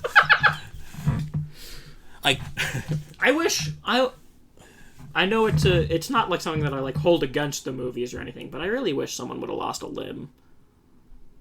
Yeah, that'd been cool. I wanted what I wanted was for the sequels. I wanted someone to lose a leg. Yeah, what if Poe lost a leg instead of a hand or an arm? It just seems weird that there's no limb loss. I think Poe should have lost a leg because it wouldn't affect his flying. It would have been funny. He loses both legs. Because you don't need like to step on the gas or brakes when you're flying. Well, and you can still get robot legs. Yeah. It's not like they only have robot arms. Yeah. And they're different than cars, so it's all good. You phrased it as if like they wouldn't be able to get legs. No, yeah, they would, but like he wouldn't need to if he didn't want to. Yeah. So what are your thoughts on The Last Jedi overall? The Last Jedi, honestly, even despite Canto Bight, I think The Last Jedi is a masterpiece. I love this movie. Just like the way it tells Rey, Luke, and Ben's story in a different way that we've never seen in Star Wars before, and is like more personal. And it's finally, like I said, we're finally diving into like what, like the Jedi thing, and the Like, I loved exploring that, and like I loved my expectations being subverted. Like I love like, and this I just have an attachment to these characters. But like like everyone has their era of Star Wars. The sequels are mine. Mm-hmm. Like you're a prequelist, right? Yeah, I'm a sequelist. Those original trilogies. Like, and I just, this movie just makes me happy every time I watch it. This, not to the same level, because this is obviously a way superior movie just in general. And it's incredibly made. This is your Revenge of the Sith. Yeah. Like, I have that Revenge of the Sith where, that viewpoint where it's just like, no, this is like this, to me, Revenge of the Sith is a masterpiece. I know it's not, but to me it is. Because it is the movie that makes me the happiest. Yeah, we get the best character arcs for all the characters in this trilogy except Finn. Yeah. Like this, and Finn doesn't even get a character Luke, arc in the next Rey, movie and either. Ben are all like, this is their best. Like, I feel like I'm really bad at explaining why I like Rey. I don't know why. The reason why I say yeah so quickly to that is that I still don't even really know. Why I like Rey? Yeah. No, like why you're so fervent about it. I don't know. Well, you need to... I have that video I'm going to make one day about why I love Rey. Like I said, it's a lot to do with, like, it's literally a lot to do with her not knowing her place in the world. I just relate to that. And I understand it can be really hard to translate your... That's one of my struggles. Your thoughts to word. Yeah. So, and also, she's just cool. I don't seem like it, but I get a lot of that, too. What? I have a hard time sometimes describing like how I feel about things. Eloquently. Yeah. So, like, I get it. My overall how do you feel about The Last Jedi 4 years later as a whole? I know I've spent a lot of this video, like, kind of being the bad guy, kind of arguing against it. Well, you weren't, like, necessarily arguing against it. You were just bringing up all the criticisms. And well, and also I was arguing in favor of a lot of them. So I know it sounds like I was kind of more negative this video, but this is one of my favorite movies. One of my favorite Star Wars movies, which also means it's one of my favorite movies, because almost all of my entire top 10 movies are Star Wars movies. And then B-movie, of course. Yeah, and then B-movie is number one. So, like, in spite of all of its faults, I think the things that it does phenomenally are way more than enough for me to overlook whatever small missteps there are, like the Holdo stuff with not telling Poe and all that. It's also minor in the grand scheme of things, in comparison to everything positive that it did. Yeah.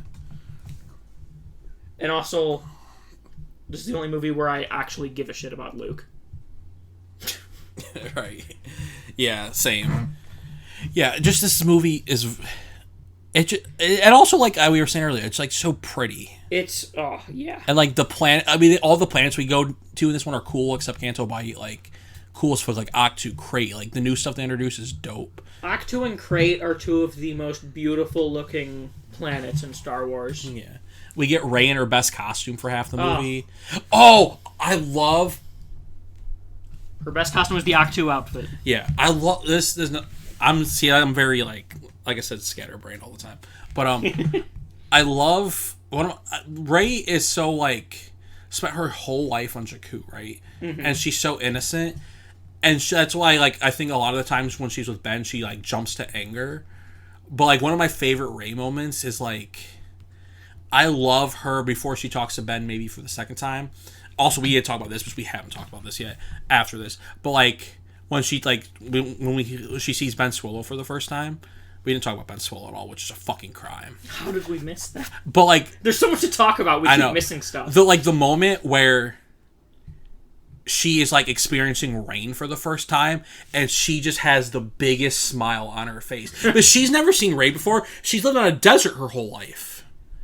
Like, does Jakku have rain? No, it doesn't rain on Jakku. Well, there is rain in deserts. Nah, she's never seen rain before. Okay.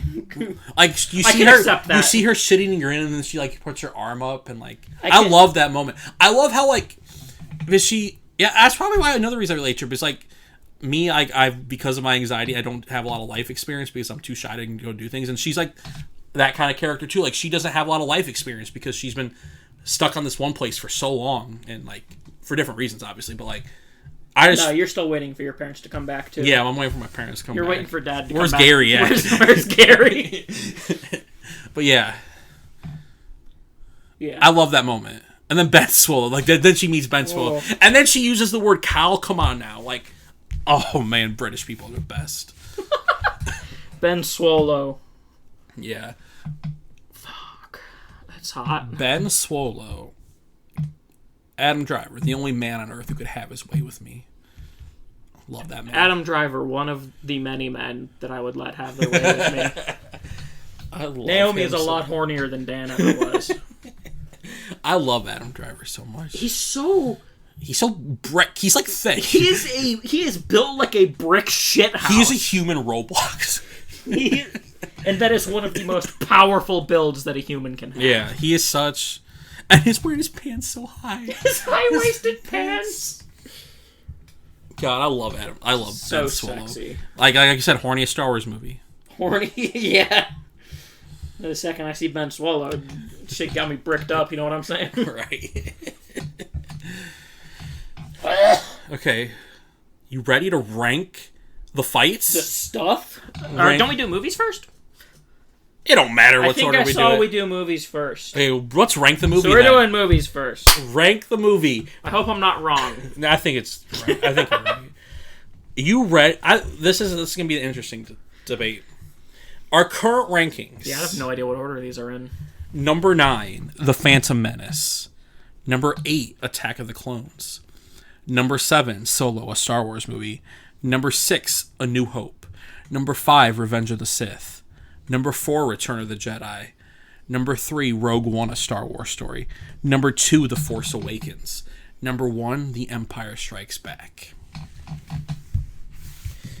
So where do you think The Last Jedi goes on this list?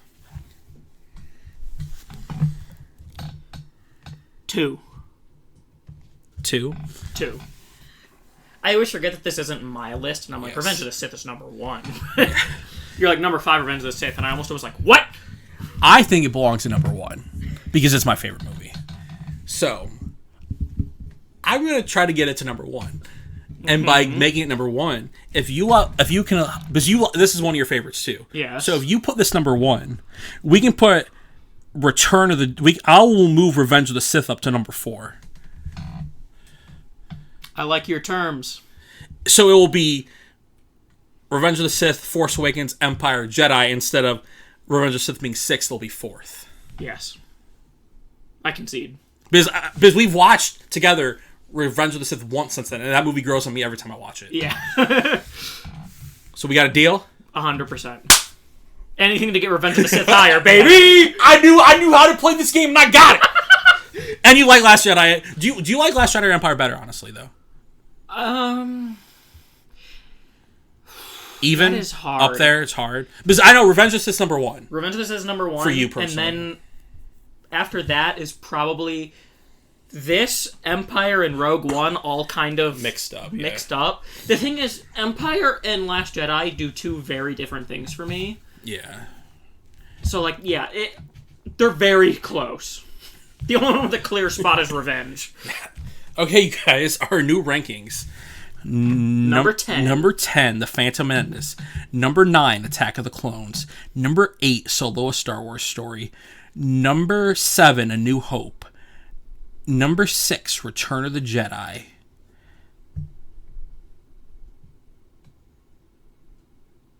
I got confused. It'll be on screen. Oh, number 6, Return of the Jedi. Number 5, Rogue One. Number 4, Revenge of the Sith. Number 3, The Force Awakens. Number 2, Empire Strikes Back. And number 1, The Last Jedi. If you're listening to this on audio, I'm sorry. Yeah, I'm sorry. It'll be on screen for those of you looking at the video. Yeah. Well, we really don't post audio anywhere, so... Well, I mean, but it is a podcast, so I can see a lot of people just like, not looking at it yet. Yeah. It'll be on screen, though. Because we're not visible. If you want to... Yeah, we don't have a webcam or anything. Yeah. Not yet. Sorry, I fucked up. It's confusing. No, it is absolutely a fucking train wreck to get through that many. Especially when we jumped Revenge of the Sith. That threw me off. But yeah. So I'm like, wait, did we put the but yeah. Our new current rankings. I like them. I'm feeling good about these. Yeah. It's feeling like a better culmination list, giving Revenge of the Sith more love. Yeah. I'm sure plenty of people are pissed that A New Hope is so low. No, that movie's fine. Okay, now... I thought you were about to say something blasphemous. No, that movie's not bad, but I have more fun with other Star Wars movies. Oh, absolutely. So, ranking the fights. We currently have 18 fights. We will be adding 3 fights to the list. 3?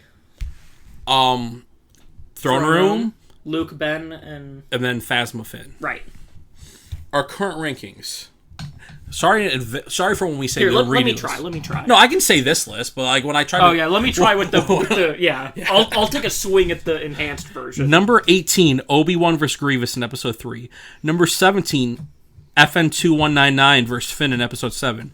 Number 16, Kylo vs. Finn in Episode 7. Number 15, the Trio vs. Dooku in Episode 2. Number 14, Obi-Wan vs. Vader, Episode 4. Number 13, Obi and Anakin vs. Dooku, Episode 3. Number 12, Chirrut vs. the Troopers in Rogue One. Number 11, Han vs. Kira vs. Dryden in Solo. Number 10, Windu vs. Palpatine, Episode 3. Number 9, Yoda vs. Palpatine, Episode 3. Number 8, the Coliseum fight. Number 7, Duel on Starkiller Base. Number 6, Obi-Wan vs. Jango, Episode 2. Number 5, Luke vs. Vader, Episode 6. Number 4, Duel of the Fates, Episode 1. Number 3, Luke vs. Vader, Episode 5. Number 2, Obi-Wan vs. Anakin, Episode 3. And number 1, Vader versus the Rebel scum in Rogue One. Yeah. Okay. I feel like let's start with Throne Room fight, because I feel like we can easily solve this in real quick. Yeah. This is one of my favorites, but we're going to put it at number 3, right? Yes. Below Obi-Wan vs. Anakin in Episode 3, and above Luke vs. Vader in Episode 5. Yep. That's the I love that fight so much. Just like I love the little the lean on the back and the kick. Yeah. But yeah. Okay, now this is where it gets interesting. Let's do Finn versus Phasma next. So would this? I feel like this is bottom of the list. Oh, absolutely. So is it above Obi-Wan vs. Grievous? Because I think Finn versus FN2199 is better. That's fair. I love the traitor fight. Yeah, that's fair. Or do you think it's better than Kylo versus Finn? It's down there in those 3. I kind of want something lower than Obi-Wan v. Grievous. Honestly, I'm fine putting it last. Yeah, let's put it last. I don't have strong feelings about this fight. Let's put it last. Yeah. It doesn't go on long enough. Yeah. It's like one little thing. And then now, this is the interesting one. We got Kyle versus Luke throwdown on crate. Here's my argument. Yes, what do you think? This is a phenomenal moment. As a fight, it'll be high, but not like top tier. Top tier. Ooh, okay. Because I think it's way better as like an emotional moment. Yeah. But it is like an act. It isn't really much of a fight. Mm-hmm. Because it's really not even a fight per se. Because Luke's not fighting. Mm-hmm. So here, I don't remember all of these. I have to look. I would say it goes highest 6, lowest 10. Yeah, I would say somewhere in between there. I don't know though. I would probably just purely emotional reasons put it above Obi-Wan versus Jango, but also I feel like we don't get a lot of fights like that. I don't want to give that fight the love and deserved respect for not being a lightsaber fight on the list. I would say 7. Above Starkiller Base. Above Starkiller Base. Below Jango. Yeah. Okay. That would be my placement. So new rankings. You think you can do this? Let's see. 21. Oh, fuck. Number 21, Finn versus Phasma on the Supremacy. Number 20, Obi-Wan versus Grievous, Episode 3. Number 17, FN2199 versus... You already fucked up. You said 17. Fuck me. It's on screen. It's on screen. Fuck off. Okay, It's 21 long. For sake of this, I will read. Number 21 is Finn versus... Yes. And our new top 10. 1, Vader versus Rebels. 2, Anakin versus Obi-Wan. 3, Throne Room fight. 4, Luke versus Vader. 5, Duel of the Fates. 6, Luke versus Vader. 7, Obi-Wan versus Jango. 8, Battle Crate. 9, Starkiller Base Duel. 10, the Coliseum fight. Yes. There's the top 10. That was the most affected. Yeah. It'll be on screen. The full list. After I sort it out. Yeah, the full conservated list. Contravated? I don't know what I was saying. Concentrated. I don't know. Full contravated, dude. Hell yeah. It's my new favorite term. Now time for one of my favorite parts of the show. Medals, medals, medals, medals, medals. I always sing it, I think. Medals of bravery. I'm sure you do. You sing every chance you get. Okay. Our first Medal of Bravery, which I honestly have... Actually, now that I think about it, I know what it is, but I haven't thought too much about. How could this happen? We're smarter than this. I said that right? Yeah. Okay. How could this happen? We're smarter than How can this happen? That's right. I have to say it in the Obi-Wan voice to make sure. I nominate Canto Bite. Just the entirety of... Yeah. Or is there a better moment that you had in your mind? No, I agree. Yeah? Yeah. I'll just show a picture of, like, them when they're going to land on the planet. Yeah. So it's just the whole planet of Canto Bite. Everything that happens on Canto Bite. Yeah. I agree. Weakest part of the film. It's too long. If you're someone who really wants a very specific moment, then I'm going to say the fact that it's not pod racing. Yeah. If you want an even more specific moment is... Well, that's about as specific as it gets. That's like a one... Is that one time the guy put that one coin in BB-8. No, I like that. I know. Yeah, that one's an easy one. And that was easy one. Slam dunk. Cancel by no good. Slam. Now, time for the That's So Wizard moment. So Wizard Annie. Best moment in the movie. Yes. I have two schools of thought on this. Yeah. I honestly had one going in, but now that I think about it, we have two. You can pitch whatever you want to pitch after this. Okay. I pitch Kylo, Luke showdown on Crate, but also I'm thinking a great moment that it's not necessarily a fight that we haven't given credit to before on another list is Kylo and Rey post throne room. The whole Kylo speech and then their little trying to get her to join the dark side thing. Those are my two. Do you have any? What are your nominations? Those are the two. Those are the two. This is a hard one. Because I want to give it to both. Yeah. It was like the moment, the jewel on Crate is like we were saying, the most Jedi moment we've ever seen in Star Wars. In all of Star Wars. The culmination of all of Luke's training and finally putting all that training to use and sacrificing his life. And just, like, there's Kylo in that scene's great, too. Like, everything he does, like, the most Kylo. Like, from the moment he starts shooting him to the moment he disappears, like... Yeah. Pure perfection. Perfection, the most Jedi thing that it's ever happened in media. Yeah. Period. And I will fight to the death on that. Oh, for sure, same. Or we Knowledge got... of defense, never for attack. Or we got, not necessarily the meme, but the line that will live with us forever. The Kylo trying to get Rey to join. Just like... Still holding on! Just the acting. Just the... The acting! The acting. The pure presence of that most beautiful, beautiful, powerful man. I'm very torn. Yeah, I'm torn too. It's like they both deserve it, but like one has Rey in it.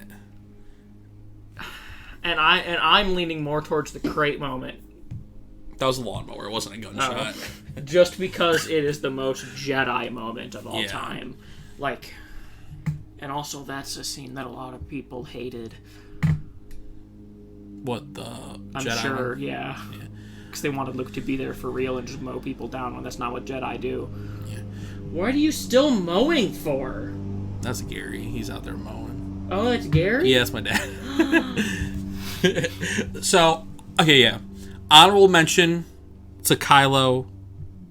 I'm still holding on with Rey, trying to get her to join. But it has to go to the duel. Yeah, it's just perfection. It's just the best moment of this movie. Also, honorable mention to Holdo maneuver, just as the most visually stunning. Yeah. But there's so many choices. Like, if we wouldn't have ranked... If it wasn't a top 3 fight, I would have probably fought for the throne room fight, too. Yeah. But, like, we usually don't put fights. We give credit to other things. Yeah, we like to give them more credit. To more character moments and more, like, story-based stuff. And then... The Chosen One. Who is the Chosen One? Who is the most valuable player in this movie? Gary. Who is the best character in this movie? We've given it to Rey. We've given it to Kira. We've given it to Obi-Wan. We've given it to Anakin. We've given it to... Palpatine. I think we've given it to Han once. When did we give it to Anakin? I don't know. I just thought we gave it to him in episode 3. I actually don't think we did. No, we never gave it. I think we gave it to Palpatine in episode 3. I needed one for Palp. Yeah. We never gave it to Anakin. Never mind. Anakin never got... That's so funny. It's so fitting. Because it's the only one where he's, like, good in. Yeah. He gets it for the... He gets it for Clone Wars. For most of Clone Wars when Ahsoka's not there. Yeah. And this is coming from someone who loves Anakin, but that's neither here nor there. Yes. So this one's either Kylo or Luke. It's Luke. Yeah, it has to be. We might have given it to him already in episode 6, but I don't give a fuck. We probably did give it to him in episode 6, but yeah, like this... We've spent so much of this video saying how this is our favorite version of Luke. The only time I've ever cared about Luke. So I feel like it would be weird for us to hype him up and talk about how much we love him in this movie and then not give him the Chosen One. Honorable mention, obviously, to Kylo and Rey. Both of the other standouts in this movie. Absolutely. And don't forget my main man, Hux. And DJ. And Phasma. Honestly, honorable mention to Vulpexes. The fucking ice foxes. Ooh, those are gorgeous creatures. We didn't talk about those either. The crystals. The crystal Well, I mean, if we...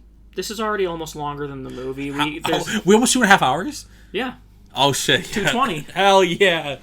We gotta get it exactly at 2:32. No, we won't make it that far. We're about to wrap up. So, the Chosen One is Luke Skywalker. Seeing Luke struggle with his past and, like, learn from his mistakes and just become the Jedi he was always meant to be. Yeah. And, yeah. Yeah, we talked about Gary. Yeah, we gotta end this, so more lawnmower talk, you know? So much fucking lawnmower. I want to go see if my packages here. I've had to pee for like an hour. Good to know. Yeah, I've had to pee for like an hour. But then I think of a Ray fact that I liked. I'm like, because I struggled in that Ray section, and I'll be like, Ray. You know, one of these days we'll figure out how to structure podcast. That's another problem. We're bad at structuring these things. Because our problem is that we always have like the stance of like, okay, we got to get into it so we know exactly what we're gonna say because it's still fresh in the brain. Yeah. And then we start recording, and as soon as I hit record and you start doing the intro, my first thought is always, we didn't plan at all. Oh yeah, we never plan. But also, I kind of like that. Let us know what you prefer. Would you rather us be more structured? Yeah. I kind of like just the That's how we are normally, though. We just like bounce from topic to topic so fast and return to them later. And, like, yeah, but let us know if you would want us to try maybe doing a podcast or two. Because we used to kind of go through the plot, but not like really. That would be the structure. Like we go through each like movie and like talk about it as. I would have made this review even longer. Yeah. But we went from. I liked going from character to character in this one. Yeah. I struggled in the Ray section. I'm sorry, Ray. I love you. I have your hot toy. I was trying to you over here. You can confirm. Yeah. I've been ranting for 2.5 hours, so my throat is getting real scratchy. So yeah, thank you guys for watching this. If you made it this far, this is our 3 of you that'll make 2-year anniversary. Thanks for being a subscriber if you're watching this, and if not, subscribe. We're almost to 100. Help us get there. Took 2 years. Took 2 years. We're pushing to get to 200 by 2027. Yeah, we're on pace to. We're on pace to crush it. Yeah, we're doing good. But if you're watching things, and tell us what you think of The Last Jedi. Where do you rank it? What's your favorite fight? Who's your favorite character in this movie? And tell us to go fuck ourselves because we like Luke. That's what I envision when I think of YouTube comments. Oh yeah. Not ours. Lucky we're not big enough, otherwise we have good comments. We'd be roasted for a Luke thing. We have good comments, all of you commenters out there. Hell yeah. So yeah. Until next time. Ben Swallow! You're still holding on! No!